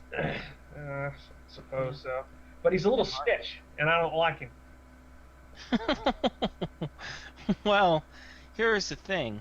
Here's the problem. If we're going to actually burn Paul, we can't do it with Hart around. So I say we don't burn him, but we don't tell him that where we're headed, and we'll let Sparkbot worry about it, and if he runs out of signal, then so be it. Ignorance is bliss. Exactly. Ah, I'm just He's a making sure we're all capable being little ignorant buddy. together. I'm Is that sure what it is? Sparkbot will figure out something. Yeah, Sparkbot will figure out something. He's pretty good at his job. But I'm definitely not for throwing Sparkbot out or burning Paw. Because I don't want Yeah, to go Xavier from one does. fire to another fire, if you know what I mean. Yeah, you're right. You're right. You're right. Of course. But here's the only thing that I'm thinking, Isaac, is that if people really wanted to find us, they would find out where the Starlock was purchased by her crew, and they would find Frontier Station, and they would talk to Paw. And if Paw knows where we are via Sparkbot, then they'll find out where we are. he's nothing but a tracking device. He might be. So Then what? What do we do? Shut him down. it's simple. I'm we not have to for weigh our shutting him risks. down. We have to weigh our risks, Xavier says. It's simple. We risk keeping Sparkbot and having the potential of being found by people who don't want to find us, or we trade that in for pissing off Paw, who will also try to find us. See, here's Question the is thing. Who would we rather piss off? Yeah, Lucas? Here's the brilliant thing. If Heart's with us, Pa's not gonna sense Begorth. That's for sure. Yup. Goddamn right. Oh, you're right. He would want protect where we are. he doesn't give a shit about us, but he gives a shit about Hart. So much so that he gave that fucking pirate his own ship. Just after he said one name. Yep. Huh. So we have an ace in the hole. Yeah, never mind. I got nothing to worry about. I forgot about Hart. I guess she is useful. Other than You're fine. Heart's Oh, we can take care of herself. speaking of the mechanical bit, it's going to be about 4 mil. Okay. Okay, that's Yeah. within our budget. Definitely. We'll have roughly, let's see, with the 3 mil, we'll be at 4 mil afterwards. Oh. And that is Yep. that is not taking into account the percentage that we're taking. We need to start making some money, fellas. Yeah, we have this contact, Fanic. Working on it. Yeah. Yeah. Yeah. So let's go speak with Fanic. We've set up a meeting, so Yeah. I mean that's not Are- until tomorrow. But Are we good to start outfitting the ship? Are you guys happy with that number? yes, we can pull the trigger on it. It's a good number. I like it. It's got lots of zeros in it. I think he's Isaac- had enough to drink. Isaac will reach up to his ear and try and contact Hart or Seamus. Okay. Jan? Yeah. You would hear on the other end. Go for Hart. It looks like the guys want to go ahead with the outfitting of the ship. Oh, wait. You mean that wasn't already a thing? It'll be fine. It'll be good. I mean, they're good with it, right? Yeah, they're good with it. Oh, thank God. Kind of already been buying stuff. Good. Kind of put it on your tab. So, yay! Everyone's happy. Okay, gotta go. Bye. Bye. Now I have to ask, out of character, was that an open channel or a closed channel? That was our first one. Yeah, Well, it would have been unless Isaac chose not to. It would have been anyone in your group that had radios in their ears would have heard it, unless Isaac Yeah. chose not to. Because I can ignore it if it was a closed one, yeah. Yeah, I'm not gonna have my earpiece on. It'll be funny to watch Isaac's reaction on his side of the conversation. Yeah. with all that. Okay, just checking. Alright. So things are going well. She already got a bunch of stuff. So yeah, let's go talk to Fanic. Yes, let's go talk with him. She works fast. Yeah. Do you need help, Lucas? With what? Walking? No, I'm good. Alright. Yeah, I'm good. Okay. You're the You're your man. All right. And he like slinks out of his chair, and he looks like he's sort of wobbling around, and his body kind of like leans over a bit too far, and then goes back. I just fold my arms and shake my head. I'm just like, this guy here. All right. Xavier will kind of walk around with him, not so close to him, right? But you know how you have a friend. If he's drunk, you let them walk ahead of you in case they fall back. You can catch them. Yeah. That's what Xavier's doing. He's being his little drunken guardian angel. And at what time in the day is it now? Is it night or day? Well, you're in center, so it's hard to tell because you're in a fully enclosed city. But according to your watch, you're gonna early afternoon. Oh, It's okay. like Las Vegas.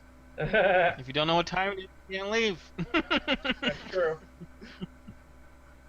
All right, so you say it's about like 2 o'clock, maybe? Yeah, 2 is good. Oh, Yeah, 2 o'clock. Okay. And we have to meet this character at tomorrow at what time?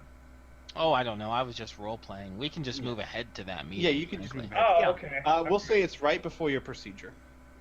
Okay, I just want to make sure that that's still a go and that Yeah. that time. Yeah, Okay. we'll say the meeting's set like 2 hours before your procedure, so plenty of time to have the meeting and get where you need to go. Cool. All right. Awesome. All right, so I we'll. hope that, I know this procedure is probably to put in cyberware, but somewhere in my head I'm thinking that Talavac is getting a sex change. I don't know why. Really big procedure. You know what it is? Because it's this procedure, yeah, and there's a I healing was period, and I mean it could be an appendix, but for some reason my mind went to sex change. It shows you how ridiculous I am. I was getting a new cloaca. Oh, jeez. Oh, please no. A new cloaca. Gross. I was getting an appendix put in. Yeah. Put in. Yeah. They took that stupid doctor took out my appendix when I was 14. Now I'm putting it back in. Son of a All bitch. right. All right, cool. Well, it's 2 o'clock in the evening. What the hell are we gonna do now till then? Huh. I'm thinking that like in character. Like, what am I gonna do? All right, so is it safe to say that Ambassador Bush has signed the needed documents? It looks like everyone's okay with it, so yeah. Yeah. Right before your meeting, like literally about half an hour before you're set to meet with Fanic, Xavier, you get a call on. Gosh, how would they reach you on Center? Give me a second. You get a message from Snipe asking you to contact him. Okay. I do so as soon as possible, making sure it's an encrypted line. Snipe says, "Hi, my friend. Well, it's nice to see you again. There's just been some unusual activity that I wanted to ask and be sure. So I initiated and he uses like air quotes, hack, and drained your account of all the money. However, not more than 2 hours after I did that, there was a very large deposit in the same account. For 3 million credits. Is this something you'd be aware of?" Yes, it was. That came in way too late. That was supposed to come in not on that same day. So feel free to hack that as well and take the same 3% percentage. Yes. Okay, I will try that. That's going to be a little bit trickier simply because it looks a little weird if you're hacked twice, but maybe I can make it look like a malicious intent. Someone's going after Starluck. Anyway, Yes. I'll try and figure it out. But yes, it will of course add on to that 3%. Okay. I trust you. I'm sure you'll do a great job. Worst comes to worst, you can always frame Black Metalworks for doing the hack. You can always think of that.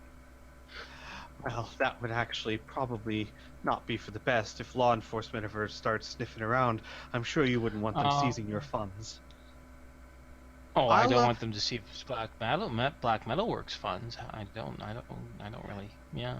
He holds a hand up and shakes his hand and goes, "You are like family, like I said. I will take care of it. Just letting you know how hard it is."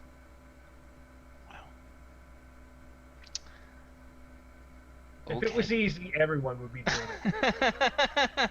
Okay, Xavier will say. Is that all?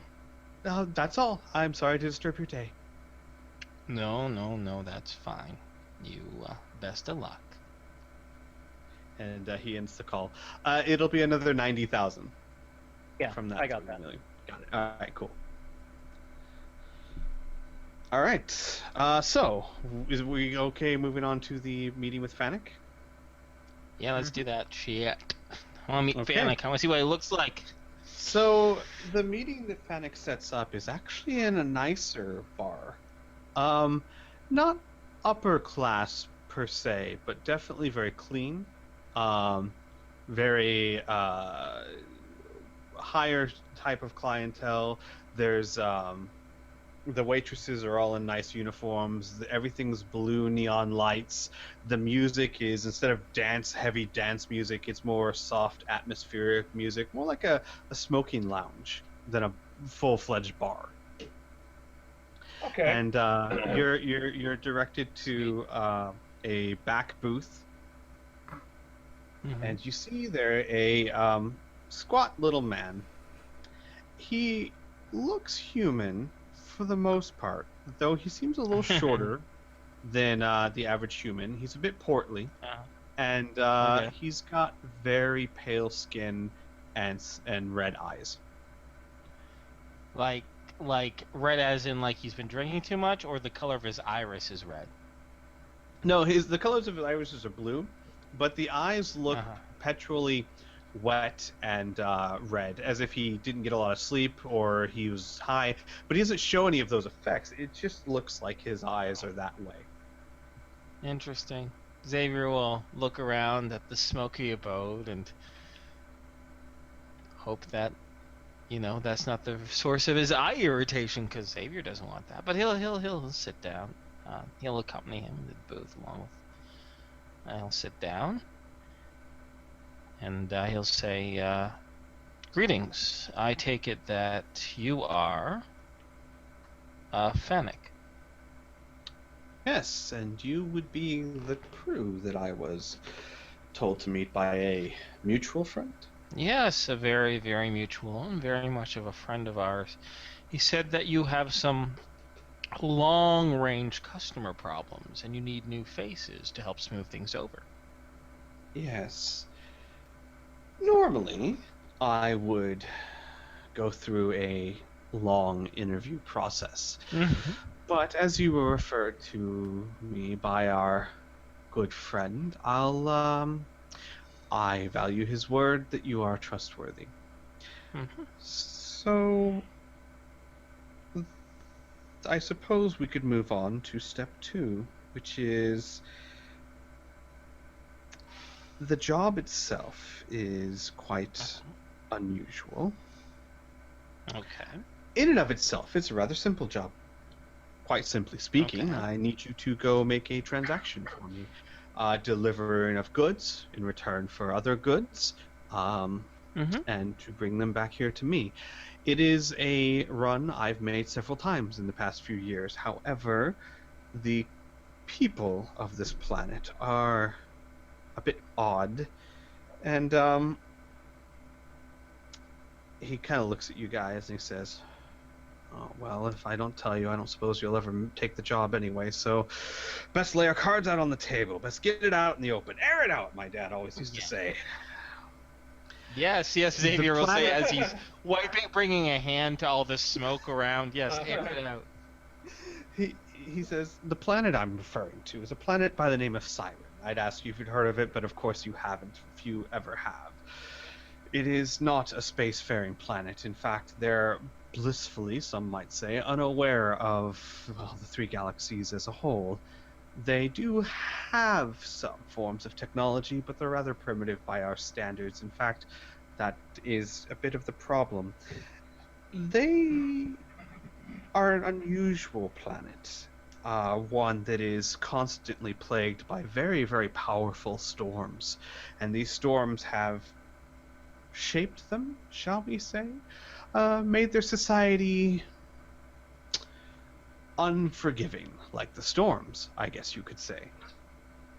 They are fine with magic. In fact, magic can be quite prevalent there, and they are okay with certain levels of technology.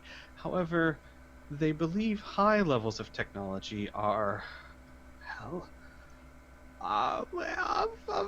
against their, I guess you would say their devil. It's of their devils.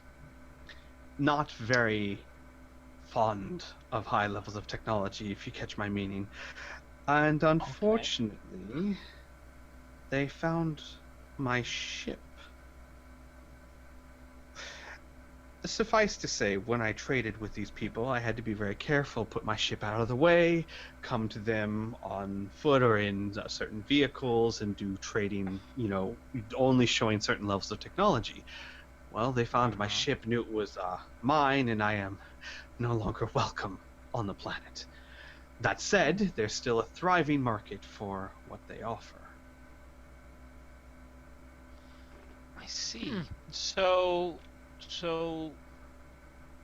considering that you're alive, I'm assuming their displeasure, their cultural displeasure at your level of technology, thinking that you are devil-like, doesn't have a capital offense, or otherwise they would have hung you, unless you're telling me that they tried to kill you and you escaped. It quite does. It simply depends on who you're dealing with. See, I had the fortune of being able to hurt them as much as they could hurt me. See, I'm dealing with, I guess the polite term would be insurgents. And of course, one call from me to the right people could be very damaging to them. So while they will no longer do business with me, it's in their best interest to let me go in peace. Got you. But I'm imagining the trade on this planet is far too lucrative for you to cut losses. You just need more people who are subtle, who won't give away their levels of technology, won't be ouched as demons, and provide you with a good amount of income. Is that correct? You have the long and short of it. Good. Now, my question is twofold. The first, exactly where is this planet located? Well, hang on a second while I actually do the math. Way out in East Jesus. Hang on. Are we meeting space hillbillies? We're meeting space hillbillies. He says it's about 5,000 light years away. In an area of the galaxy that is, I wouldn't say uncharted, simply that when it was charted, there was nothing of interest to the people who charted it. So there's no shipping lanes, there's no civilization of any kind. No trade. I see. I'm assuming 5,000 light years is very far away. Your ship goes what, 3 light years an hour, I think? Yeah. Mm-hmm. Yeah, I think you're looking at about 6 weeks or so. Oh God, that's really far away. That's awesome. That's Okay, really far so away. Okay, good. And then Xavier will say, "All right." Then my second question is that you mentioned that there are going to be goods that we need to deliver to them, and then goods that need to be returned to you, of course, right? Now, with a distance of that far away, even our fantastic ship, it will take several weeks to get there and return. So, what's the time frame in all this? Well, it depends a lot on how fast your ship is, of course. Right now, our little ship can go 3 light years an hour. It's not bad. It's not bad at all. So, It was give or 6 take week journey 6 from weeks my there, quick 6 weeks calculation. back. Yeah. Yeah. Plus, I would expect a certain level of prudence and caution. Uh-huh. I'd say I mean, 6 we weeks. have to get new trust with these folks, show them the goods, you know. Well, you take it nice and calm. You shouldn't have to get new trust with them. The deal is set up, as long as they don't think I'm the one behind the deal. See, when I came back, they contacted a new buyer, which was myself. You're both the first and second provider of that little backwards little planet, aren't you? That's clever. He That's taps good. his nose. He says, "It's not my first day being a trader." But so they found a new buyer, and the deal is already set. However, I understand that being so far from civilization, complications can arise. So, say a week or two to make the deal, 6 weeks there, 6 weeks back. And of course, I'm a patient man. If complications were to arise, let's just say I wouldn't start to get worried unless you were a good 2 or 3 months late. I have other pokers in the fire to keep me busy until then. As long as you don't run from me, and I trust our mutual friend, I am patient. Well, because of a mutual friend, I mean, if we screw you, we also screw him, right? Then I'm out of a friend and a job. That's never good for business. Besides, when I make an agreement, I stick with it. I have another follow-up question. Are you selling these people weapons? Wow, you are observant, aren't you? Yes, Oh, indeed. you talked about insertion. I am selling them weapons, but nothing too technological, of course. Conventional sidearms, things that fire bullets and gunpowder. They have this level of technology. While they feel it is evil, they feel it's a necessary evil. But things like lasers and plasmas, that is, well, a bit too much for their palate, I'm afraid. But yes, I see. weapons and armor tends to be what they ask for most, being insurgents and all. And they pay quite Yes, handsomely for them. All right. Well, give us a little while to talk about it, mull it around together, and we'll come back with you with an answer. You have any other questions for this fine gentleman, folks? Yeah, I got a question. Yes. So usually we get exchange of currency through credits, electronic things, and you said that they just work with guns and lower. What kind of payment are we looking at? Ah, yes. Well, unusual that. And he pulls something out of his pocket. And he puts it on the table in front of you. And it looks like a large egg. But it seems like it's made out of pure red crystal. And it glows Ooh, pretty. brightly. It glows a bright red. And he puts that on the table. And he says, "This is their form of currency. They have all manners of shapes and sizes and colors. Not quite sure what they are exactly, but they are very valuable in their society, used for all kinds of things, including money. Some sort of gemstones, perhaps, maybe? I'm not sure. But the thing is, collectors out here go nuts for them. May I see it? By all means." I would like to inspect this particular jewel and appraise it. Okay. Uh-huh. Alright, let's see here. Appraisal. 65% chance. Oop. Oh, well, I guess it's just a little too out of my realm. Well, no, okay. Here's the thing. You have the skill. So Uh-huh. it's not like you're like, I don't know what this is. Right. You're not able to. Okay, so here's what happens. You pick it up, Uh-huh. and the first things that you notice about it is, first, it's warm. Uh-huh. Second, despite it looking like a clear type of crystal, it feels leathery. Huh. And it's almost like one of the things, like your brain has to catch up because it's Right. saying one thing and feeling something else. If you tap it, it sounds like you're tapping a crystal or glass, but it still feels like leather. It's not made out of any material that you're aware of. It's lighter than you think it feel it should be, and it has a very soft give. Like you can press it a little bit, and then it pops back into shape. But yeah, so you're not sure what it is, and you wouldn't really know something this odd, something this weird. You wouldn't even really know where to start when it comes to trying to price how valuable it is. There's nothing to compare it to. That's Exactly. right. Yeah. I'll just hand it back to him and say, "This is very." I look at everybody else like, "This is a very, very strange object." He says, "Oh, pass it around. Pass it around. Let everyone feel it is indeed one of a kind." As I said, Well, not collectors- really. There's a planet full of them.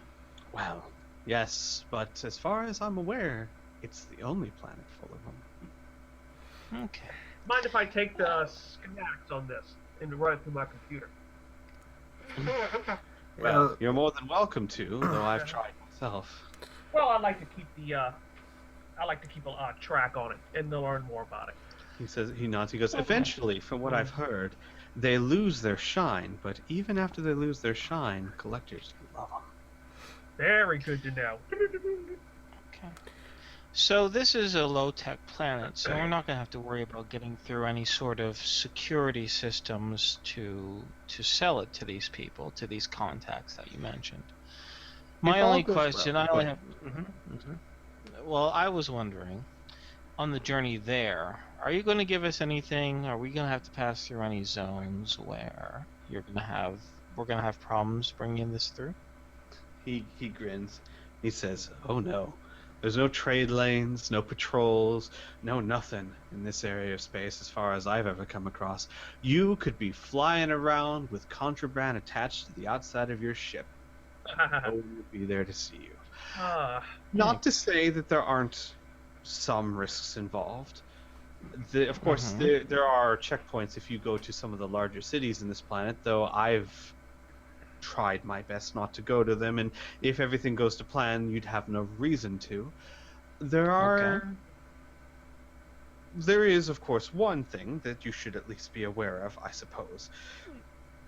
This planet, as I said, is rocked by heavy, heavy storms, and if you are to try and land or fly through one of these storms, you'll want to disable your ship's shields.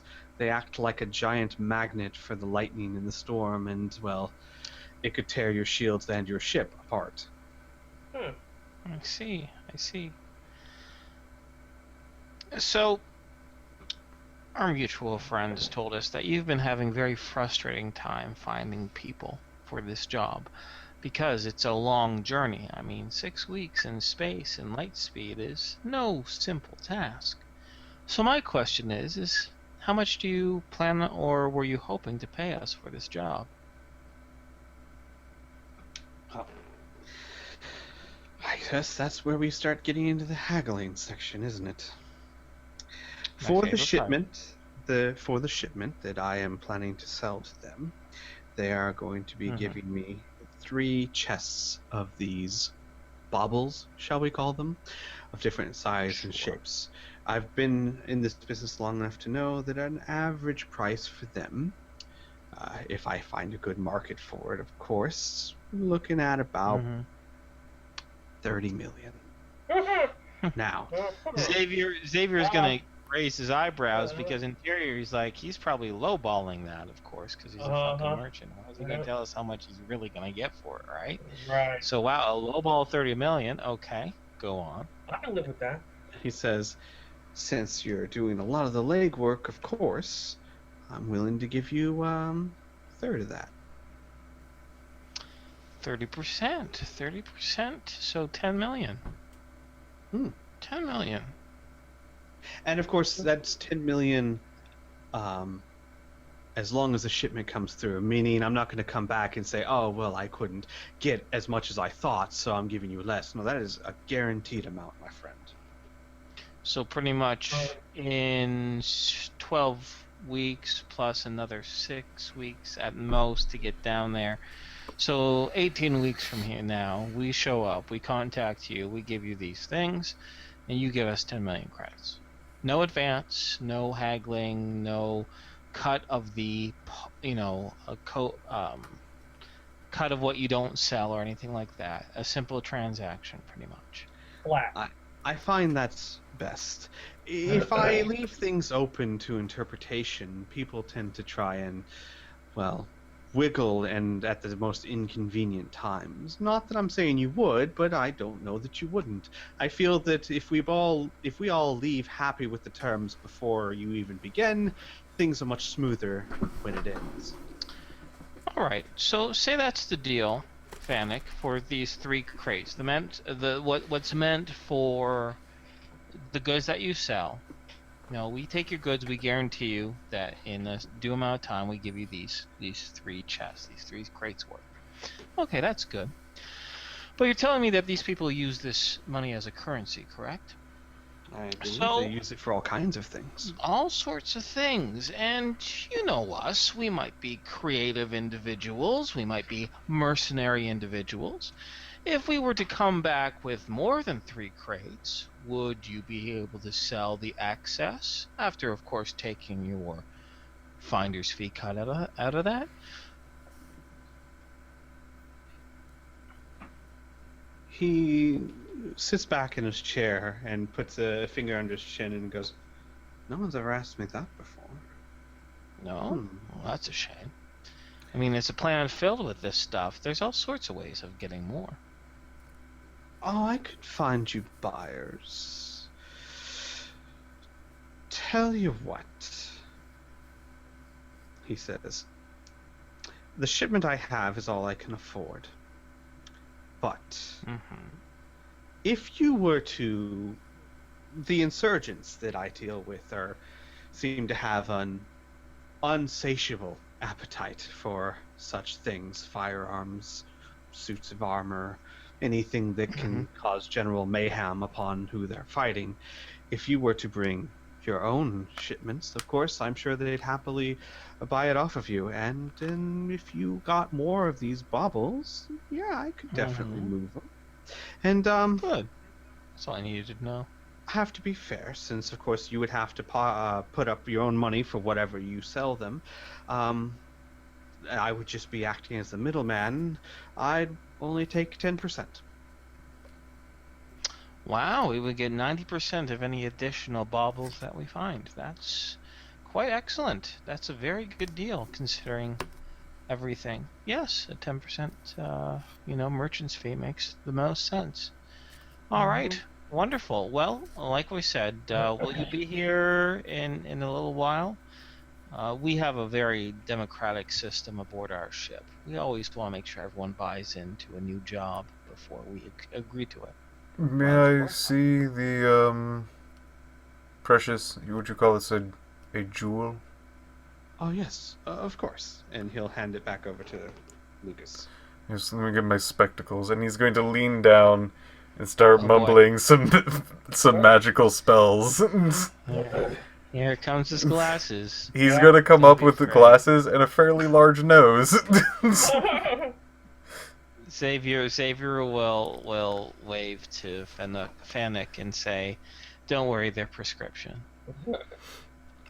I see, he says with like a weird look. And he goes, that gem in and of itself, being one of the medium-sized ones, could fetch a fair price. On their planet, though, a gem like that would get you maybe 1 vehicle of transportation, maybe food for a few weeks. Nothing compared to what I could get out here, which makes me think that there are a large amount of these things on their planet.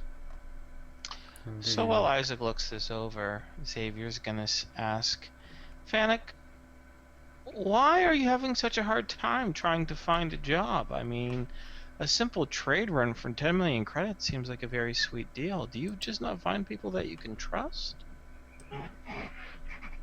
Well, first, I'm very choosy. I have found when it comes to long-term commitments like this, many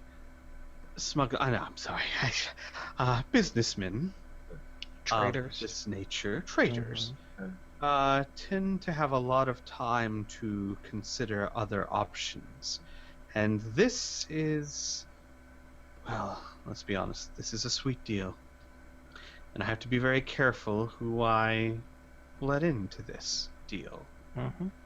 If I don't, then I will be cut out, so to speak. Also, beyond that, the few people I have talked to try and get to do this, well, let's just say I have a bit of a reputation. I didn't really want to bring it up, but I can see that you won't be assuaged if I don't at least, well, come clean, like I said before, I suppose. Well, tell you what, you tell me about your reputation, and then I'll tell you about mine. Well, as you know, I'm a trader of far means. I tend to go for the long shots, the planets that no one cares about or thinks about, who can have commodities that no one's ever heard of before. I don't deal in merchandise that can earn a stable profit or safe profit. I deal in merchandise that can make a person rich. But because of that, there's also a lot of unknowns. And unknowns, even if not incredibly risky unknowns, which this is possibly, can make people nervous. I see. Well, then let me tell you about my reputation. My name's Phil Buckley. And unlike many other individuals in my particular line of work, some of them are informants for the CCW. Some of them have ties to criminal syndicates who really just serve their own interests. Some of them are just so self-centered, they take a job and sell perhaps these little baubles to a higher bidder. They burn their people that they work with, and there are some who are honest, who do their job as agreed upon and establish a reputation. I'm of the latter. When I agree to a job, I get the job done. That's the only way I can find better work. And see, that's just my reputation. Not to add in, he points over to Isaac, this fellow, who is the fastest shot this side of center. Or this fellow, he points over to Talovac. They call him the Whispered, you know. You'd never see him coming. And Lucas, he points over to Lucas with his giant glasses and his giant nose. Man, I could spend 3 days just talking about that guy. So, you can definitely trust us. Roll me a charm check. Sure. I assume you're not intimidating him. No, I'm charming him. I'm charming him. You don't I'm listen to him. We're the charming best, him. goddammit. We're the best, Roll goddammit. me a charm check. I'm charming him. I failed by 3. All right. It's Lucas. I'm blaming Lucas. He'll say, "Well, that's good. That's good to know. That's good to know." Well, I like you guys. I think that we could do good business together, and like I said, this can be very lucrative. Good. Hey, I like Squee. lucrative. Mm-hmm. I have a seeing aura, seeing anything invisible, and or being able to actually sense any active magic. Okay. You can definitely tell that this thing, whatever it is magical. Got it. Ooh, it's magic. Oh my god, they're all ISP batteries. And Jesus. you see a very small aura inside it, not surrounding it, but inside it. It's a possession. Is there anything that's invisible? No. Okay. And he's gonna hand it back to him, going, "Fascinating." Yes, isn't it? Very much so. I think they're gems of some kind, though I've never seen gems that feel like this. I'm not a scientist, though. He holds up his hands. I am a merchant. That's no gem. I don't know what it is, but that's no gem. He nods. He goes, "That Can I may see be." Oh, by all means, pass it around. I mean, the more familiar you are with it, the better. I mean, you wouldn't want to be fooled once you get down there, right? Mm-hmm. Yeah. That's why I don't I'm think you logging guys all are gonna rob me here in front of all the entire bar. So, by all means. No. No. I'll take it from Lucas if he's willing to pass it over. Yeah. Okay. Okay. Same thing. Feels like leather. Looks like a gem with a glow. Hmm. Interesting. Very interesting. How long As does I it look at usually my take for skills- you? How long does it usually take for you to do this trip? Well, I have a rather fast ship. See, as I said, my business dealings are lucrative. Generally takes me about 4 weeks there, 4 weeks back if things go well. When But do they, to see a ship that can make it in 6 is still not bad. I would hate to be docked by it losing its glow before we come back. I assume these things are on some sort of timer. Are you aware that they may do this? Well, yes and no. I believe that the gem, or whatever you want to call it, slowly loses its glow over time, though naturally, from my experience, you're talking about maybe over the course of months, 5 to 6 months. If I understand correctly, the people on the planet have some devices or rituals that can draw power from them or something of the sort, which causes them to lose their glow much faster, but I don't have any such things, nor would I have any use for them. So, I mean, the glow should, like I said, at least 4 to 5 months should not be a problem. Of course, there's no way to guarantee how long the gem has had the glow before you get it, but it's not too big of a problem. The collectors that I deal with seem to be much more fascinated by the object itself than the glow that is understandably temporary. As long as you're aware that you might have a few less glowing ones, I think we'll be fine with this deal. It is always a cost of doing business with them. Very well.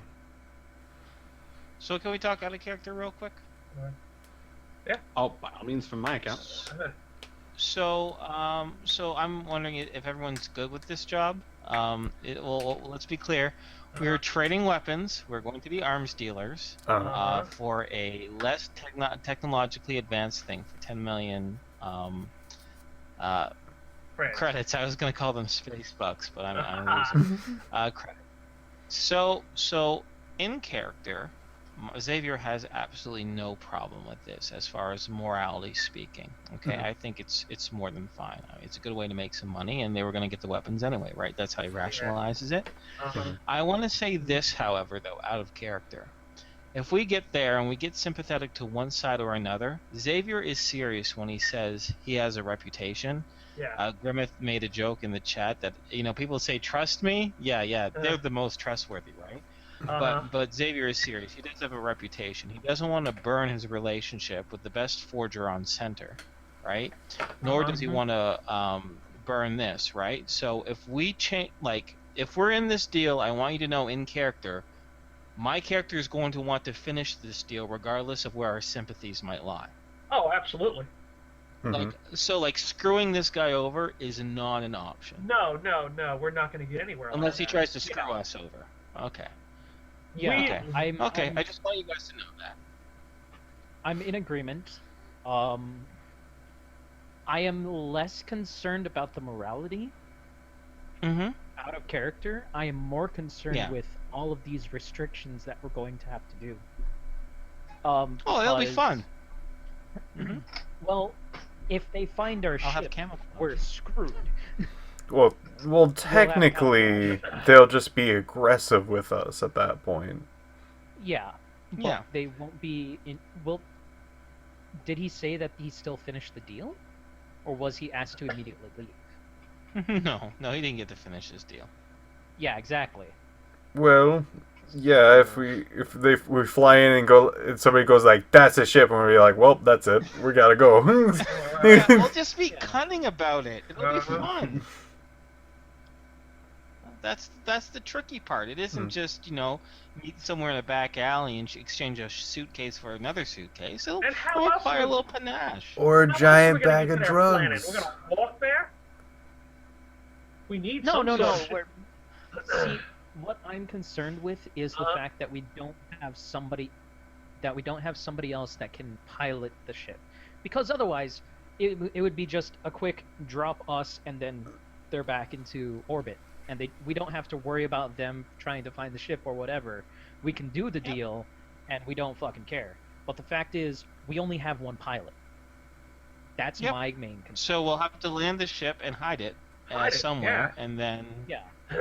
we'll just have to hide the ship. It'll be simple. Is it water? No, not that simple. If you guys are comfortable with trying to hide the ship, that's completely fine with me. All right. I'm definitely If you taking that guys camouflage skill now. Yeah, if you guys want to do this, I'm down. In We'll character, figure Isaac something out. would be pretty hesitant, but 10 million is 10 fucking million. We need money. Yeah, we need money at this Yeah. point. Uh-huh. So, are we going to be doing multiple runs with this guy, or at least just one? We'll see how the first one Just goes, of one course. to see how it goes. Yeah. And see, this is the other thing too. I was thinking out of character. Like, Uh-huh. sure, we'll do the trade, whatever.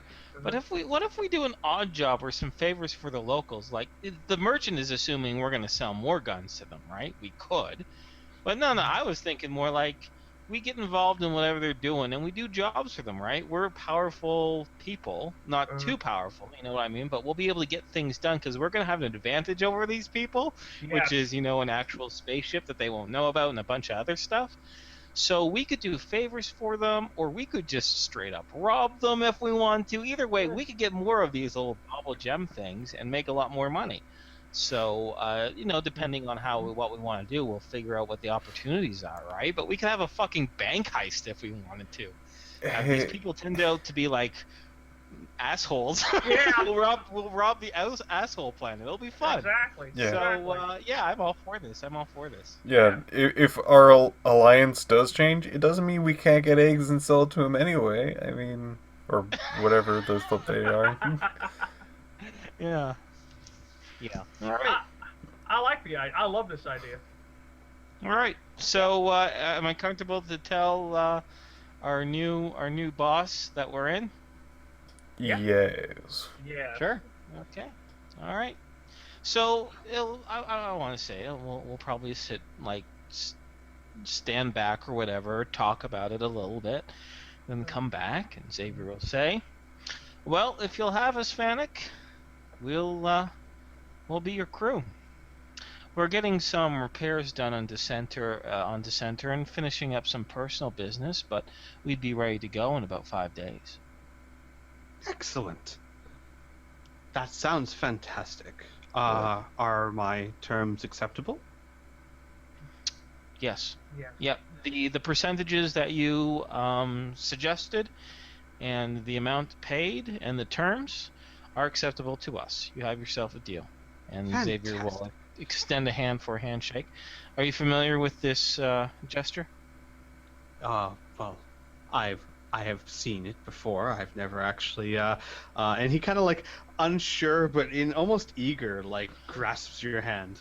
Excellent. And Xavier's gonna do a little bit better. So obviously that's kind of more of a trade for, greeting or a handshake.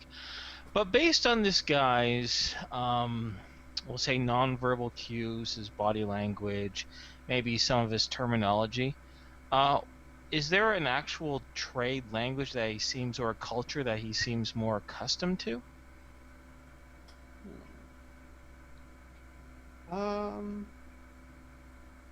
Would I be able to do like a lore galactic alien to find out? Yeah, do that. All right, let's do that. I probably don't know. I failed by 33. Not that you can tell. Okay. High he's- rolls tonight. Either Oh, he's well. very comfortable in what you've already been speaking to him in, or he's really good at playing neutral. Okay. Well, good for him. He's a good merchant then to play neutral. All right. I'm surprised that his red eyes didn't fuck with the locals. They must be really funny looking. Oh, wait. That reminds me to ask him. Mm-hmm. I hope that you can give us a rundown on these people and their generic customs. Are they going to be freaked out when they see our friend here? And he's going to point over to Taladak. Yes. I was going to wait to see if you actually accepted the job, but now that you have, yes, perhaps some details are in order. Oh, great, Xavier says. I'm glad to see that we missed all the details before taking the job, he says sarcastically. I'll He wear says- a mask. It is not a big deal. He says, well, of course, if you didn't take the job, I'd want you to know as little about it as possible in case you had ideas of your own. Yeah. So, what can I tell you about the Sirenese? Oh my, I don't, to be upfront. Did you say Sirenese? Well, they Okay. are on the planet called Siren. I don't know what else you would call them. Sirenites? Xavier says with a bit of a smirk. He smiles and goes, that sounds far better than what I said. As far as I know, no one else knows that they even exist, so I suppose we do get to name them, and Sirenites sound just as good as anything else to me. Okay, out of character, that sounded really meta, but I was just being a smartass in character. I want you to know, Yeah. Squee. The Sirenese was more than fine as far as the name goes. Oh, but I don't mind at I'll all. let you continue. No, I don't Okay. mind at all. He goes, we're lucky in the sense that their language, while is heavily accident, would be understandable as trade language, like you and I speak now.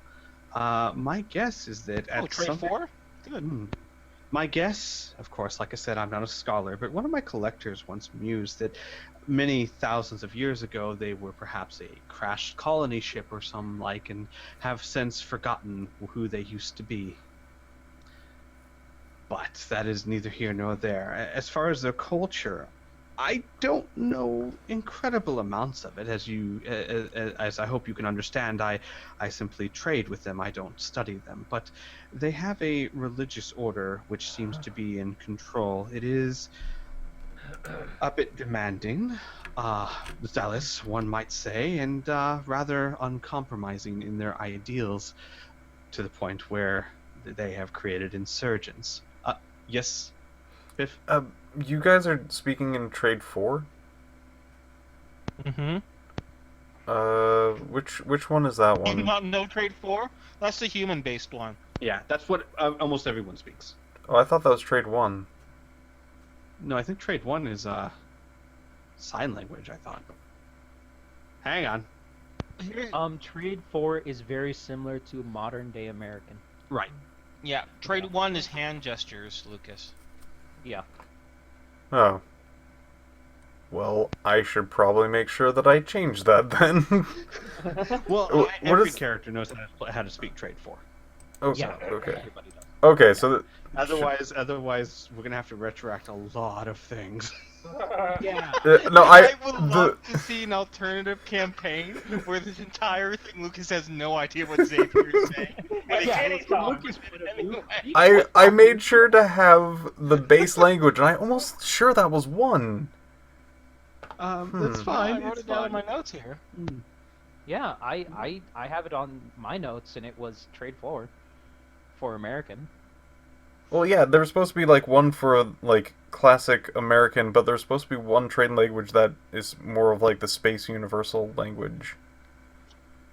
Yeah, well, this is what I have. There's Trade 4, which is which uses English as a base. There's also Trade 1, which is similar to that, but it focuses on hand gestures. There's Trade 6, which is the newest one. Mhm. So that might be it. That's like the newest I'm up gonna and have to coming look at this again. space Oh, one. Yeah, look it up in the source book. You'll be fine. Suffice to say, we can all understand each other. That's the okay. important thing. Right. So he goes, but if you stick to the plan and meet the insurgents, you should have minimal contact with the religious order. If you do have contact with them, just keep your head down and act humble, and you should get by okay as long as they don't single you out for anything. Okay.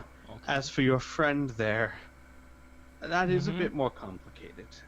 They are all Oh, boy. humans. They don't know about aliens, and if they were to see you, my friend, they might mistake you for A demon. well, a Palladium. Close enough, I guess. What's a Palladium? Xavier's gonna look at him and be like, "What's a Palladium?" Palladium is an indigenous group of creatures, I would say, on this planet. I haven't. I've only come across a few, thankfully, but Palladians seem to be a wide variety of predators on their planet that range anywhere from small lizard-like to, some can get as big as a ship, and they can be incredibly dangerous. Interesting. Understandably, they are not well liked on that planet. I see. They tend to have I forgive my forwardness, they tend to have a bit of a scaly complexion, so it might cause problems. But, there is always a way to go about it. As I said, this planet is rocked with very bad storms, and on a very regular basis, it's not uncommon to see the locals there wearing a certain type of outfit with a full mask that would cover your face. And if your friend were to do the deal, garbed in such a way, no one would think differently of it. In fact, they don't think you're from outer space or anything. They think that you're just from across the waste where no one has dared travel before. I got this. I got it under control. I got this. They don't want to see me face. They're not going to see my face. Good. He goes, yes. Well, I will be more than happy to outfit you with the necessary garb at no extra cost, of course. Of course. Because Sure. we're doing your business, and it's just a little bit of outerwear after all. I kind of included that in the price, yeah. Look, whatever makes this go smoother, I'm game. Okay, I'm just wondering if we have any more questions for him in regards to these Sirenese or these Sirenites. Okay, we went over that they're religious nuts. They're tech-fearing people. They're paranoid. Well, not all of them are. They're xenophobes. Yeah. They have giant lizard Yep. predators. They have orbs for currency, and they're a gazillion miles away from anything. That's pretty much and coming up? there's an insurgent faction that we're selling to. And an insurgent. I guess faction. that's all we really need to know. Oh, and the planet has a bunch of storms on it that And are scary, and storms don't on turn it. on your shields when that shit happens. Right. He would also say more conventional weapons like the ones you have there, and he would point to. Would Xavier's pistol be visible? Yeah, he'd have it on a holster, very visible. Yeah, He'd it's say not concealed though. like that type are more than fine. As I said, they consider those a necessary evil, and it's not unusual to see people carrying them around. But anything higher tech than that, I would shy away from. Okay, So we're talking about kinetic bullets. Yes, indeed. Pretty Kinetic much. bullets. They have No vehicles that are combustion engine vehicles and the like. I see. However, in the outskirts where you'll be dealing with those, even those can be somewhat rare. Many people still use the natural flora and fauna, domesticated Palladians and the like to travel. one more question. How do they feel toward meleeists? I'm sorry, towards what? Meleeists, swordsmen. Oh, well, as long as it's not a vibro sword of any kind, I don't imagine they would think twice about it. In fact, even a magical sword was magic's very common among their kind, so I'm sure you'd be safe as long as I said you don't start doing anything that seems too scientific. All right, I turn around, pat Xavier on the shoulder. I'm like, I've heard enough. I've heard enough. Okay, is this a good I heard enough, or is this a bad I've heard enough? No, this is we can go on this. I mean, You're good. You're comfortable. I'm comfortable with this. Okay. So I'm just gonna go and chill out outside. Okay. No, I think we can wrap up the conversation here with our new boss, if that's okay with everybody, unless we have more questions for him. I have one parting question for him. I'll ask this. I'm gonna say, if you don't mind me asking, why do you use this place as a location to do business? It looks like the smoke irritates your eyes. He cocks his head and looks at you a little bit, and he goes, "Oh, that's right. Well, I have, the people from my planet have an abnormality, I guess you would say. My eyes always look like this. I assure you that I am quite unirritated." Okay, I just didn't want to. I apologize if I offended. Oh, of course not. We're business partners now. I've already forgotten. Good. So I'll let him know where our ship is docked to take on the cargo, and I'm sure we'll sign a contract. Unless it was just a verbal agreement between him and us. Or is there an official contract? No, there would be an official contract, but it would be an official contract that you have and he has. In other words, like, so it's not registered anywhere else. Or it's not notarized. So the Splagorth don't notarize it or anything like that. Okay, that's good. By the way, here's my business partners. Oh my! Can you imagine? If we have to go to whatever it is, like level 3, and be like, all right, your next task is to get this notarized. Really? Over there. Oh shit! All right, I'm done now. Okay. He will, and I will get this to you guys over the course of the week, when he goes to deliver the shipment, which you'll get 6 crates. The crates are about the size of a table. Inside are all manners of small arms, rifles, pistols, bullets, several sets of look like riot gear, SDC type of armor that you would think, like, the closest thing I could think of today is stuff that you would see riot police wear, or bulletproof vests, or Kevlar, that kind of thing. I gotcha. Or like maybe even soldier body armor. Exactly.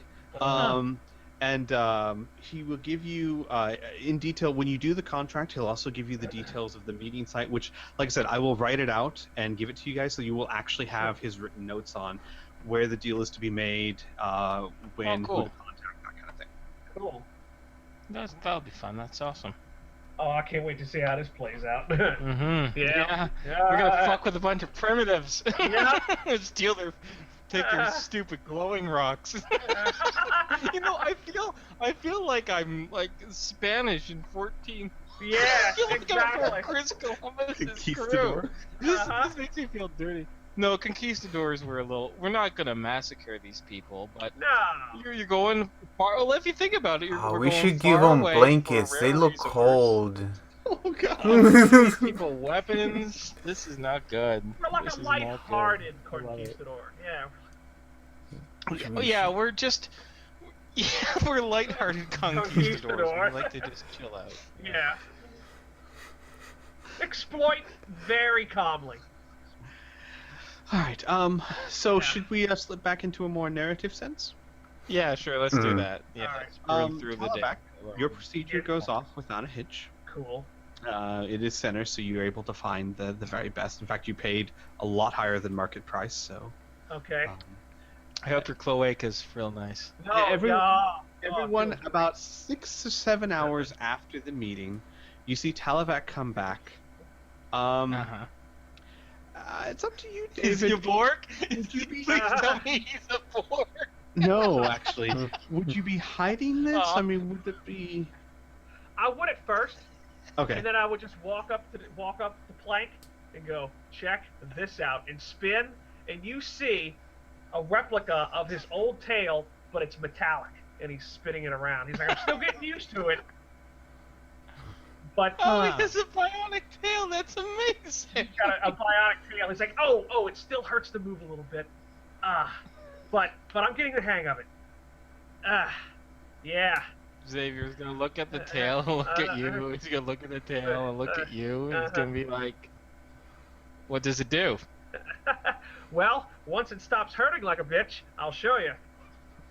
Also, Talavac, just so you Yeah. know, your tail, um, I if you want to keep it somewhat hidden or whatnot, it can wrap around your waist in such Okay. a way, since it's a bionic piece, Uh-huh. it can wrap around your waist in such a way that it looks like a giant, gaudy belt. Uh-huh. For a second, I thought you were gonna say dick. But I'm sure he has the control to do so if he chooses. Shows where You your know- priorities are, you know- Inferno. You know, there's no, but there's the old joke of someone's dick who's so big they have to wrap it around their leg. Well, Televac has to do that with his tail. It's just a little, what do you call it? A little bit of redemption on my part. They took it away, I put it back. But yeah, it's specifically designed because if it wrapped around your leg, it would hinder your movement. So Yeah. it's designed to wrap around your waist to hinder you as little as possible. Yep. I forgot that you didn't have a tail. I Yeah. feel so bad. I forgot you just had a stub. Oh, you'll have to tell us why. Not right now because it'd be weird, but no, actually, sure. You Televac said they took it away, right? And now you got it back. So well, I fucked up a long time ago, and the punishment was to remove my tail and banish me from the clan. And yeah, so this is only half of a redemption. You know what I'm saying? I wanted it back, and this is the only way I could do it. Oh, I forgot. well, if it makes you feel any better, Televac, we can always put you into the Starluck clan. Well, I'm liking that a lot. I'm sorry, Squee. Go ahead. Oh, sorry. No, I was just gonna say, David, I completely forgot to ask you. I guess I kind of assumed, or I thought, did you want? You have the option of giving it a realistic type covering, or having it look like? Do you want it to look like a tail, or look like a metal tail? We well, never actually covered that. I didn't know what your intent was. Well, I didn't know exactly what I could do. I can think You of can right get now. you can get a synthetic covering on it that will make it look and match your skin tone. But of course, if it's damaged in any way, it won't heal itself or anything. You will have to go back and get it repaired. Well, I'll tell you what. Let me let this thing sink in, get it working, and then I'll cover it. But right now, I'll just keep it metallic. Okay. Yeah. Fair enough. Sure. Oh, Televac's our friend with the shiny tail. Yep. All right. I'm like walking. I'm like, oh, ow. Okay. I gotta go lay down. So one last out of character question, kind of finish up what we're doing here on Center. Is Squee? Is it fair to say that the ship, the slider that the Splagor blowed up, its name is going to happen to be the name that we all kind of like out of character? Exactly. So Byrne pitched the name The Second Chance. I like that. What do you guys think? I could. Well, I think it'll work. I mean, it sounds like a racehorse. Maybe it is a racehorse. Yeah. Maybe it's the Black Horse. Yeah. Yes. I like the Okay. second chance. Second chance. Okay. Okay. Sounds good to me. All right. You know what's really sad is that the Second Chance got blown up by Splagor.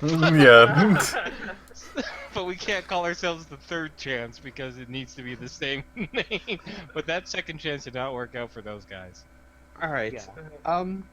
I can go ahead and finish a couple of loose ends up for you guys. So after about 2 days from when you told Snape to do it, you start receiving little transfers here and there. Yay. And within about 24 hours of when you start receiving them, you have the full 9.5 million. I mean, the whole sum. Byrne, I know you have the entire sum. Oh yeah. But it is in the Black Metal Works account. Okay. Snipe gives you a call to make sure everything went through okay. He says as far as he knows, everything is clean on his end. It should be fine. He said the account looks like it's been hacked. It looks like it was he said the best he could do was make it look like it was a malicious hack. In other words, someone had set up a bot in Starluck's account to basically hack into it every time there was a deposit. Bastards. So, It's like Nightbot hackers. He said it wasn't the best like it's. I'm sorry.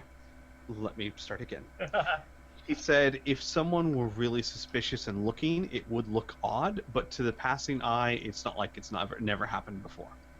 so you should be fine. Talavac, your tail heals just fine.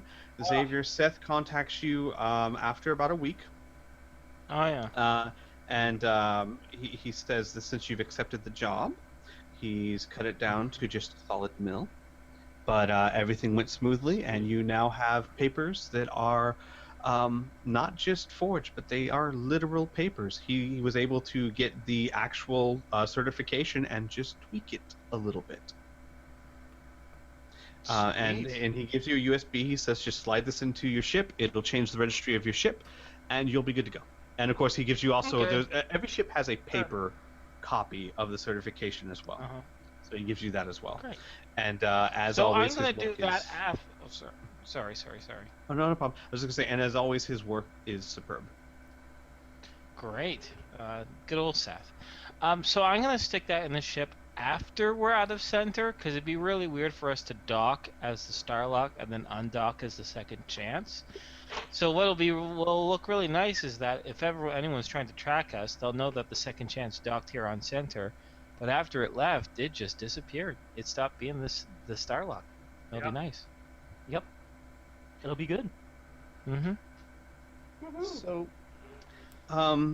the only other thing is, for the past week or so, the Starluck has been covered in tarps and scaffolding and the like, as Hart has directed and taken a large hand in retrofitting the ship. Obviously, the two of them couldn't do it by themselves. They had to hire mechanics, but under the guidance of Hart and Seamus, after about 7 days, Hart comes up to you guys, and I would have to say this in case this retracts anyone. You guys would have had to stay in an inn during this time because you can't be in the ship while everyone's working on it. But that would be included in the 4 million cost. So after, great. Yeah, I guess when you're spending 4 million, a couple thousand is nothing. Yeah. So, Yeah. So after about 7 days, Hart comes up to you guys in the inn and goes, "It's done." Thank goodness, I've been holding my things for so long. He holds up a tiny, buyer's bag. Xavier's... Isaac has... Sorry, go ahead. No, you go ahead. Isaac has what looks like a huge package. It's like, I thought Talavac had the huge package. Go on, Ben. Wow! Just go ahead a and tell large us, huh? box. It's about 9 feet by about 4 feet, and he has several bags with him as well. He did a lot of shopping. I'm just putting that out there. Oh God, that was good. Package. That was great. I loved it. We're ridiculous. Yeah. All right. Anyways, before the unveiling, Xavier is going to say, if this thing is pink, if this thing is purple, if this thing is a neon fucking yellow heart, I am going to personally force you to scrape every single inch of paint off of this. Go ahead. Now surprise me. That's Hart actually gets very serious and looks at Xavier with almost the most serious expression you've ever seen, Xavier. She holds out her hand and she says, "It is not pink. It is not neon yellow." I'm sorry, what was the other color you said? purple. Purple. Yeah. She says it's not pink, it's not purple, it is not neon yellow. And she holds out her hand like it's a handshake. Okay. He'll take it. All right. Let's see this. Enough of the anticipation. She motions to some people, and they drop the tarps, and you see what was the Starluck. The basic design of the ship is still similar, except the engines on either side have been raised up. At first they were flush with the ship. Now they kind of rise up and kind of go to the sides a little bit with the wings. The front of the ship has been raised a little bit, and the cockpit is a little bit more pronounced. The most striking thing about your ship is that it is a dark sky blue for the fuselage of the ship. The engines that are raised to either side are white with designs that look like feathers. And along the back of the ship is what looks like a flowing mane. And from where you're standing, the ship looks like a giant blue winged horse with one new feature. On top of the cockpit in the center of the ship is a large antenna sticking out that looks almost like a unicorn's horn. Oh my god! We are flying a blue unicorn! A Peggy unicycle. I love how you guys No. were talking about it. It's like a horse. You know, I'm okay with this. Xavier is I'm okay. going to look over at Isaac, and he's gonna stare at him for a while. I stare at him too. And then he's gonna look What? over to Hart. And Xavier will sigh and say, I have to say, there's no way anyone's going to think that this was the old Starluck. There's no way. And I guess it's got its own sense of style. He points over to the unicorn horn and he says, is that an antenna or is that just aesthetic? Hart shakes her head and smiles. She says, "Oh, no. That is an antenna." Oh boy. Let me guess. Long range, long distance antenna? She grins again. She says, "I was able to find you a very special piece of device. You know how radars send a ping that can be seen much farther than you can see them? This Yes. device, it can shoot out a narrow transmission that can only examine or see a very small section of space, but it is much more powerful than a radar and can pick up ships that are even using stealth drives. It is a Naruni device. It seems that Hart says, seems that I got contacted by a friend of ours who was grateful we survived and offered it as a parting gift." My. Oh. Oh. We have eyes, gentlemen. So it's a sensor to sense other ships then, right? It is, That's using radar. Yeah. Oh gosh, I have to look it up. I just came with That's another. okay. There's a type of radar. I think it's called like a tachyon beam or something like that. It's different from normal radar in that it can only cover a very small section of space, but Uh-huh. it's It's like a flashlight. exactly, and it picks up even ships that are in stealth drive. Wow. That's amazing. Wow. I'm glad we glad- made friends with the Naruni. I'm glad that they made it out too. Yeah, definitely. Shit. And we were gonna blow them up, huh? What? And then Hart kind of like looks down and kicks the ground, and she says, "Besides, I think it was the only thing I could use for a horn that you wouldn't immediately take down." Well, I'm just glad you put it on the front of the ship by the cockpit rather than down below the cargo area. It would have Where the given a cockpit is. completely different. It would have given a completely different idea. That's... You hear Seamus from back going, "It was a hard battle to win." You have a different cockpit. Yeah, exactly. Thank you, Lucas. Can we step aboard now? Yes, I it's hope ready it to won't go. fall apart. And with that, Seamus goes, so, she's good as new, and despite how she looks, she's as strong as ever. But I have to get used to this mural, but other than that, it looks pretty. I like it. I think, Speaking of good as new and strong as ever, Seamus, it looks like you healed up pretty well. I take it this is where we part ways. yeah, I guess so.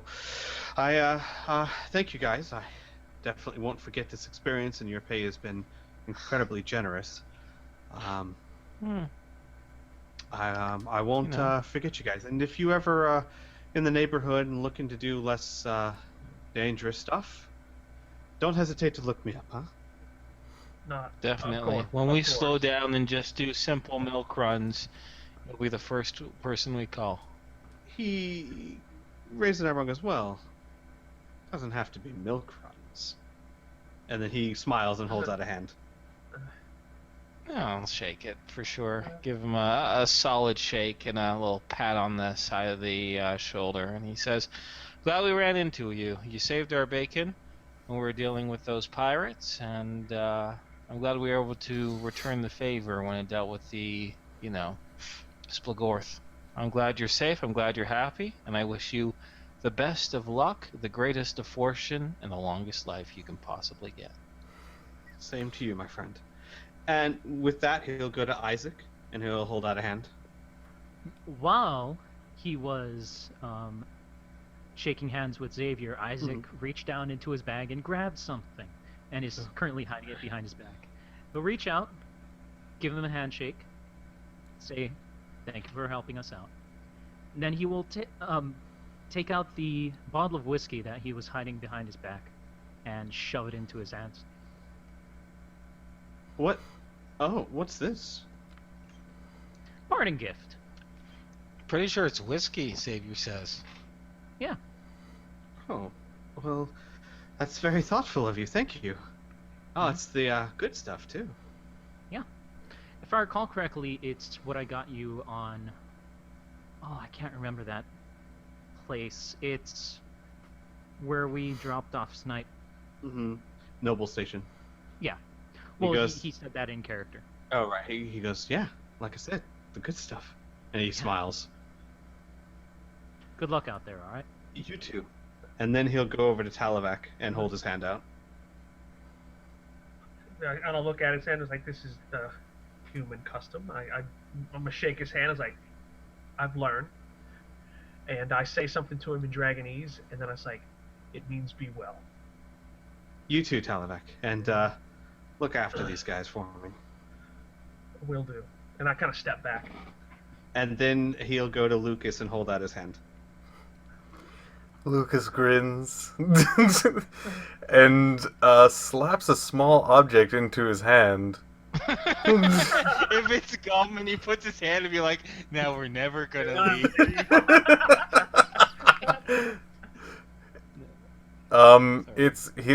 He's currently holding on to it. Would you like to? Yes, he's gonna take a look at it.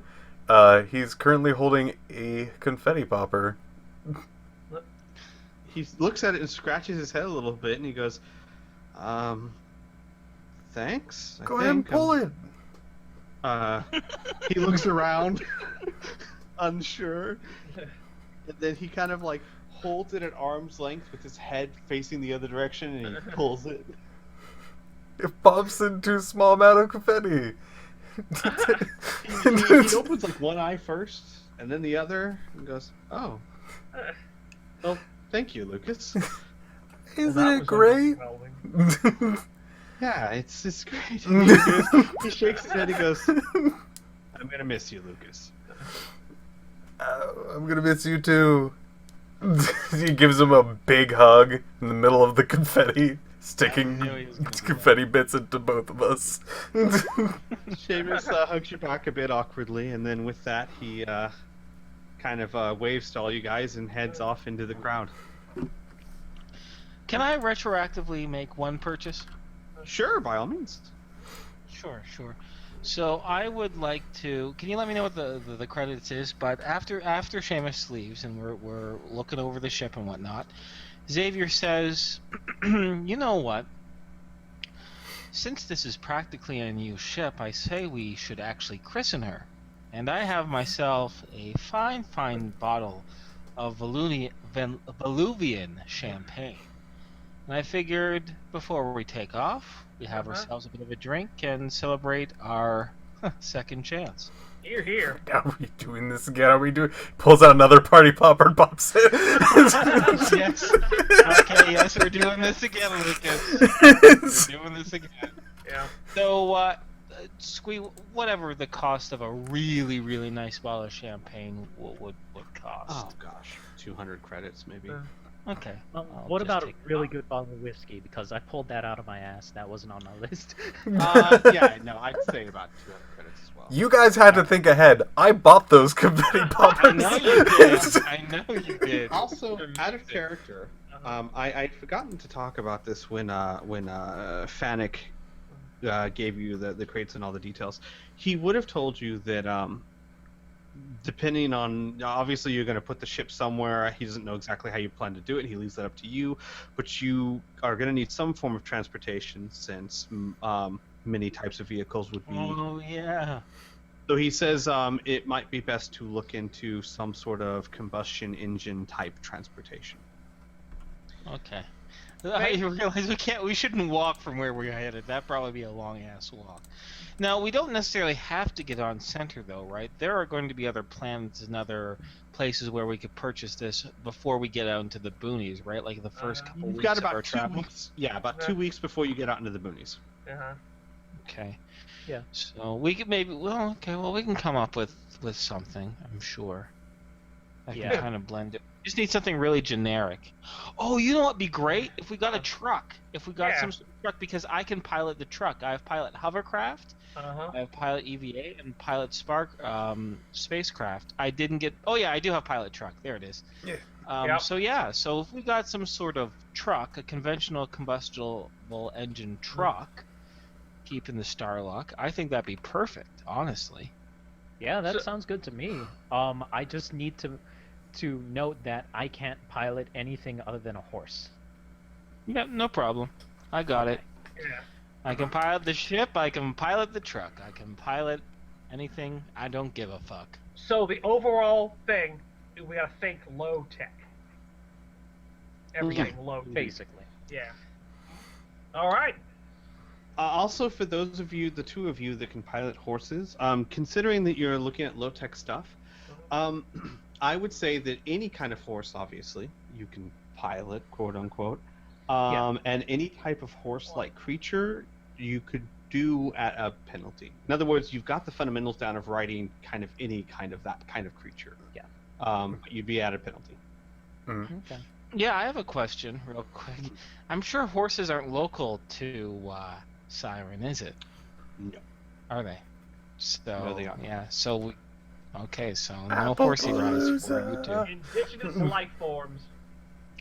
One day, Applepalooza. One day. Yeah.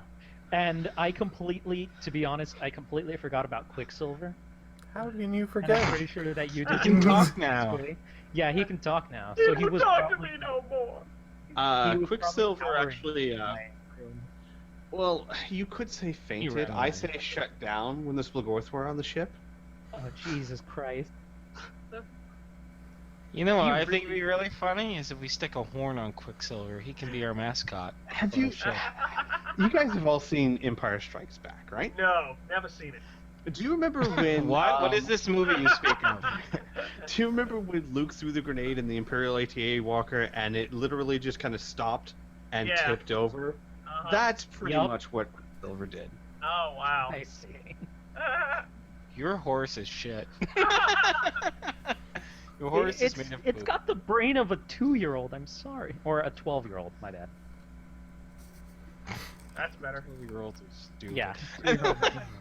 Mine has a brain of a well-bred showman So, horse. Squee, between now and maybe next session, like honestly, the really nice thing about RIFTS is that you said yourself, well, you found a really great source book that had a bunch of conventional vehicles on it. Mm-hmm. So any sort of truck type vehicle, let us know and we'll take it out of our group fund. But I Yeah, I'm think- actually looking it up right now. Oh well, Cool. isn't this just perfect? We can add that to our group loot and we'll be all set. Let's see. We'll put in their group items. Hey, question, guys. This money that we acquired, that's strictly group loot. Yeah, is we that- didn't split it up. Yeah, Okay. because we had to The pay for a only- lot of stuff out of group loot. Yeah. Okay. Yeah. The only thing I took out was the 20% for Paul. Oh, okay. All right, just Mhm. checking.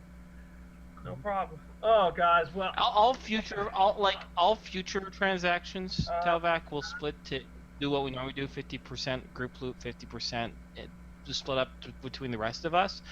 But because we had to spend so much money Yeah. on, getting a new ship, for lack of better words. Uh-huh. Whatever, credit boom we got with that contract, Uh-huh. in my opinion, Yeah. should use to counteract that really bad blow. Because we're actually ending with less money than when we started, right? So if we divided that up, we'd even have less group funds. That's true. So. All right, no problem. Just checking. Okay. Mm-hmm. All right, Squee, we still going, or are we done now? No, yeah, I could. This is a good place to stop if you guys are Okay. good here. Okay, I just didn't know. All right. Because I'm feeling kind of tired. Yeah, no. This is a perfect place to stop. Yeah, really. So- Yeah, we're about to start a new journey. We can- Yeah. I can actually let you guys know right now, and you can get this on center, or we can say we make a stop on another world or something. You've got Sure. a couple of options. You got a pickup truck, which is a Sweet. 4-wheel drive pickup truck. You've got a small truck, which I guess is just kind of like a smaller version of that. Like a movie. Okay, yeah. Yeah, you've got a 24 to 30 foot truck, which is just a bigger version of it. You've got a semi truck with the cab only, and then you've got a full size van. Now, in fact, I'll go ahead and shoot this over to you guys in Skype. Do it. As far as these vehicles go, I will let you take the. There are 2 customizations that you can pay extra for to get. Okay. Give me a second. Let me highlight them. Basically, it's you can increase its armor resistance by 2 and its SDC by 10% for 20% of the cost, and you can increase its speed by 20% for an additional 1,000 credits. So let me get you guys. Hang on, where's the 3 Galaxies? Oh, there it is. Okay, just shoot it here for you guys.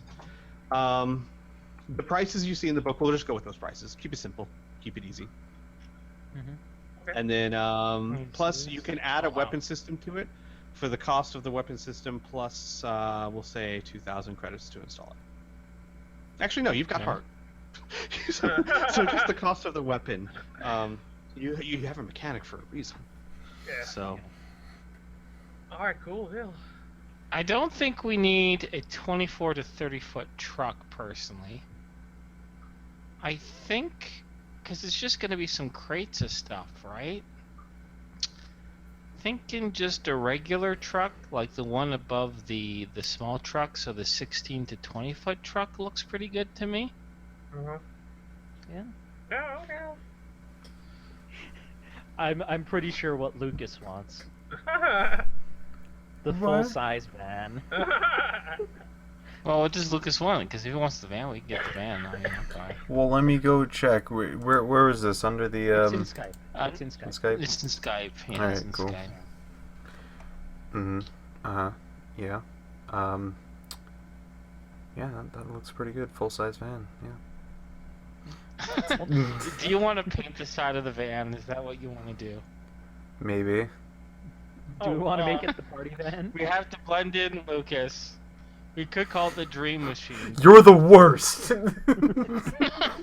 But you know The what? I mystery think a machine. van would be pretty low profile. I think would be good.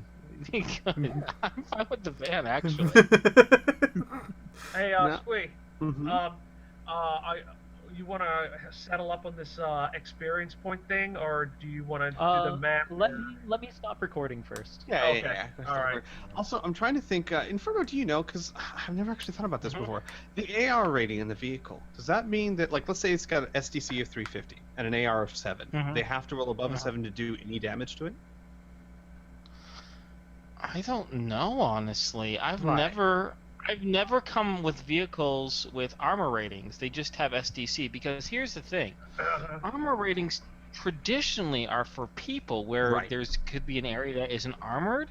So all I can, like everything else is SDC is just what the word is, structural damage capacity, right? So like a door doesn't have an AR, it just has SDC. You blow through all the SDC, you break the door. You blow through all the SDC on the van, you break the van. So my suggestion is there might be you might want to check the book where you got this from That's to what I'm see if looking, there's yeah. special rules. But honestly, I personally would just get rid of the armor rating and just see how much SDC they have. Very similar to what you've been doing with Corsairs.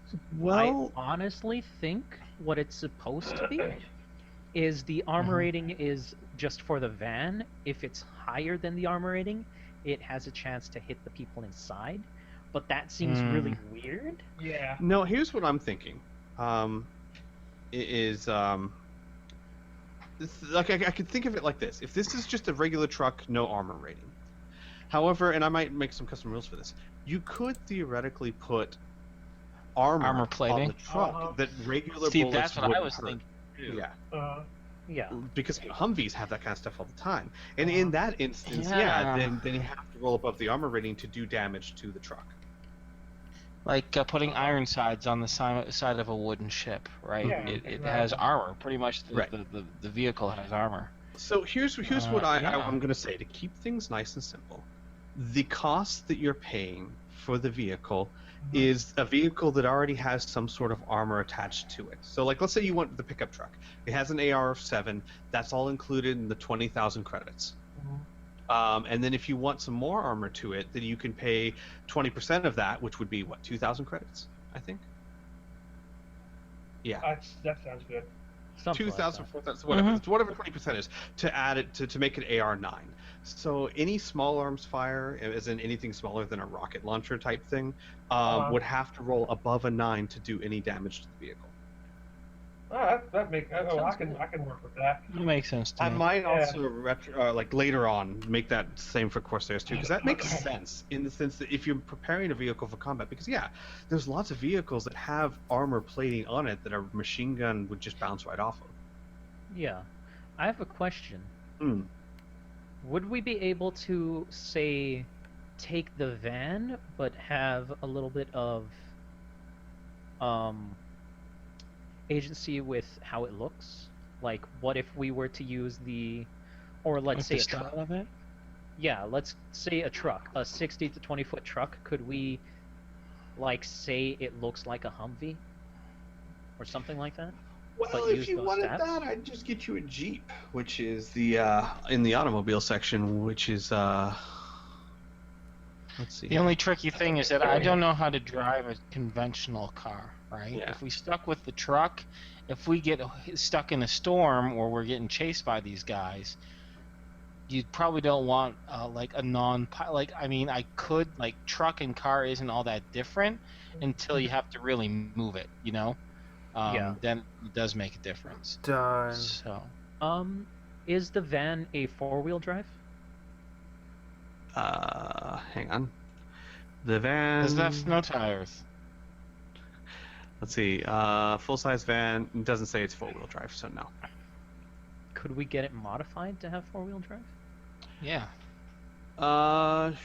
Sure. Give I'd us say an add. extra cost to that, obviously. I'd say add 30% because that's actually quite a hefty modification for it. You're replacing an entire axle. Yeah. Oh, see, I would assume that maybe that's what a heavy-duty rig might be. Oh, no, never mind. The heavy-duty rig increases it by 2 points and STC by 10. Okay, I see. That sentence continued. Don't be stupid, Inferno. Hey, you guys, I gotta go ahead and cruise, man. I'm starting to feel bad again. Okay. Okay. All right, then take care. Feel buddy. better.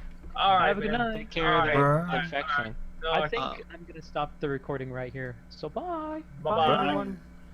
Right. Bye. What I can say Oh, is God. I'll give you agency I- in how it looks in the sense of, do you want an open cab? Do you want a closed, like an open back, a closed back? That kind of thing. I am still streaming. Just tell me when, Sure. and I can shut things you can- down. Okay, well, we can keep stream for a little bit. Mhm. I have a Sure. question for Piph. Yo. If that wait, let's finish talking about the van, so I'm not interrupting. But unless we are supposed to go talk about the I'm van. pretty done with it. Yeah, just I'll give you guys agency in how it looks. I'm just thinking something simple like that. And it has a lot of room for all the crates and all of that, and we have more than enough room Yeah, for it's like a everybody to cargo sit in. van. Yeah. I like it. Yeah. Yeah, you're right, because we have a few people. So Could yeah, be I don't like know. the I like. scuba mobile. Mm-hmm. So now let me ask my question to Piph. Yo. Did you literally just buy a couple confetti poppers, just conventional regular ones, or are those magic? Those are conventional, completely regular party poppers. And you bought them ahead of time. Yes. Uh huh. You're amazing. Oh no! That was God, item no, it number wasn't. 8. It No, was I not was item about to number say, 8. that doesn't sound like the reaction of an item number 8. Item I number can't wait 8 to find is out what they were. fantastic. Party poppers were one of the most normal things. All time. I cannot wait. Oh my god damn it, I love Lucas. Oh, I Yeah. love him so much. Man, you make my character seem like the most regular person in the world, and thank you, Squee, by the way, for making our new ship a blue unicorn. I'm not Hey, even he's- angry. Yeah, he I said Hart can't could have directive control. Yeah, he did, and you know what? It could have been a whole lot worse. So I'm fine It with could it. have been. I was I'm actually good with it. I thought it was hilarious because when he alright. said yes, my first thing was I said Pegasus. It's gonna be a Pegasus, maybe a unicorn. And then you guys were talking about, yeah, it's a second chance. It sounds like a horse. I'm like, well, yeah. I would like to point out that I did say black horse, which is actually a term for a come from behind victory. So that's I think it's a dark horse, but yeah. It's, dark horse. excuse me, you're right. And shut the fuck up. Right. Excuse me, sir. Excuse me. I believe you're absolutely correct. Shit, fuck. Shit, fuck. Oh my god, so silly. God. I have so much miscellaneous crap on Isaac. Oh my god. That's good. Yep, it's true. By far, you guys are the. Well, I haven't GM'd a lot of groups, but you're the group I've seen that buys the most sundries. It's fun. It's fun to roleplay Yeah. with. It is. It Yeah, definitely is. everything- Like party poppers. Yeah, everything has a place though. Did you really like the book names? The Zero G God. Survival so- series #1. My first Number thought, my four. first thought was Isaac floating through space again, going "fuck this." When I get back to center, I am buying a book. Oh And man. And I figured with his IQ, I figured he would be able to possibly learn a skill from a book, or at least it would help him supplement.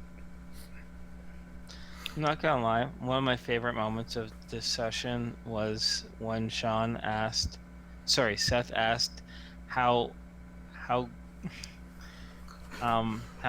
secure do you want your data, and Xavier replied, tighter than Tighter than a asshole. asshole. I'm like, oh my god, I got to say it in game, and it made sense because I'm assuming if they had one, it'd be super tight. I think it would Yup. be. Vestigial assholes. Oh man, I'm so stupid.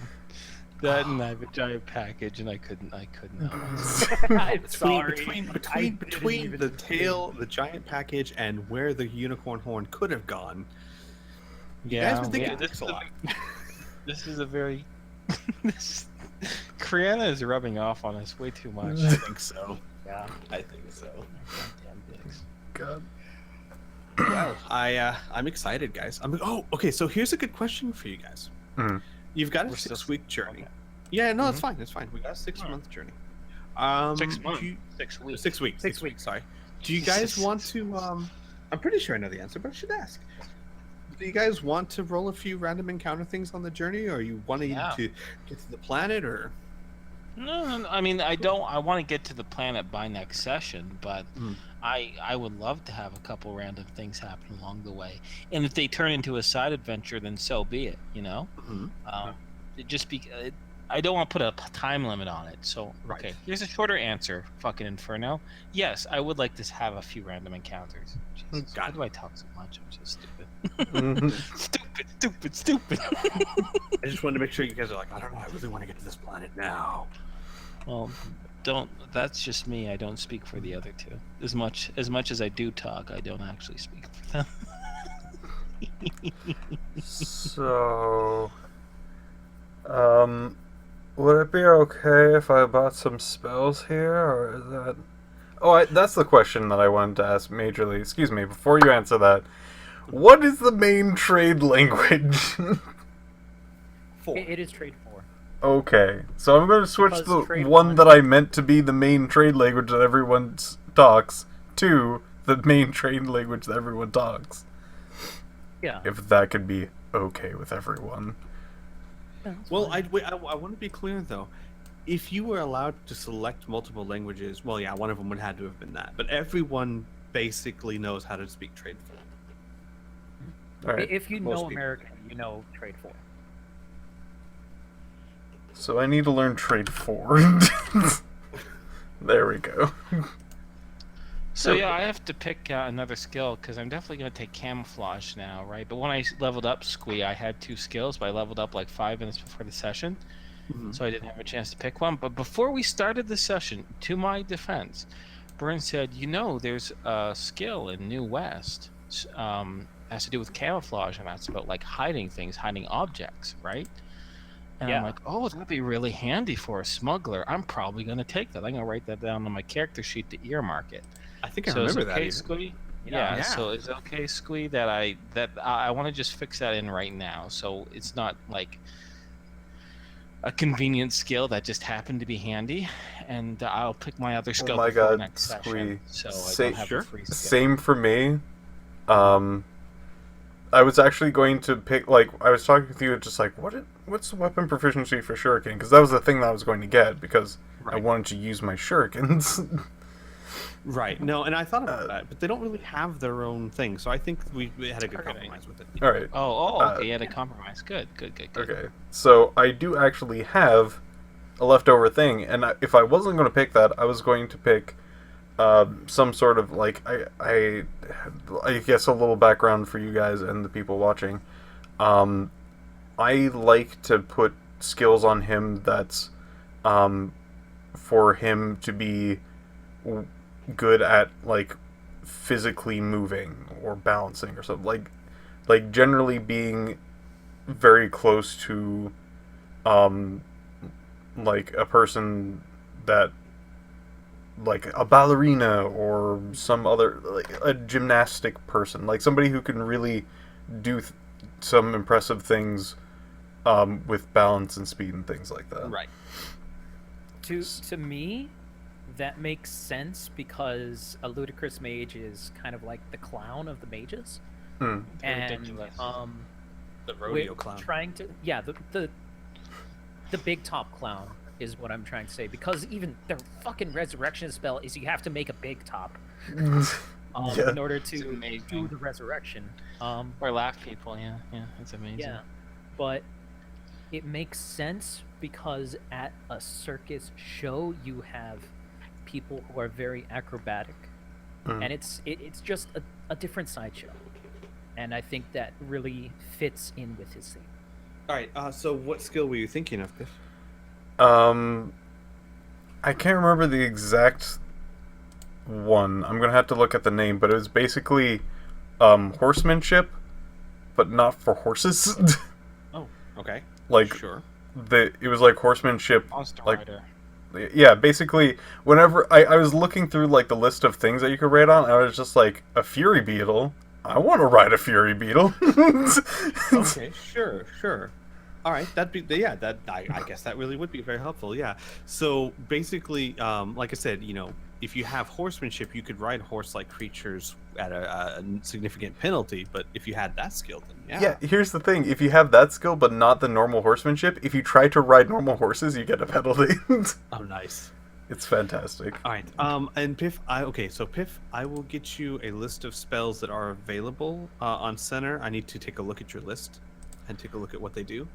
I can tell you, I believe the last 3 are not ludicrous mage spells. Okay. I will let you know. Also, sometime in the week, I will get you guys the written meeting plans, like who you're supposed to meet, where, etc., etc. Sounds good. And yeah, if anyone else needs anything from me, let me know. However, I have to go to the little girls' room, so I am gonna bow out. Oh boy. Let me know once you decide on that one last thing with the Isaac Yes. shop list. I will do so. Okay. And we'll Yeah. see you guys, if I don't talk to you beforehand, I'll see you guys on Saturday for RIFTS. Yay. Saturday it is. Take care, guys. Ciao. Bye. I stream too. I think this is a good place to get on out of here. See you guys. Yeah. Bye-bye. Bye.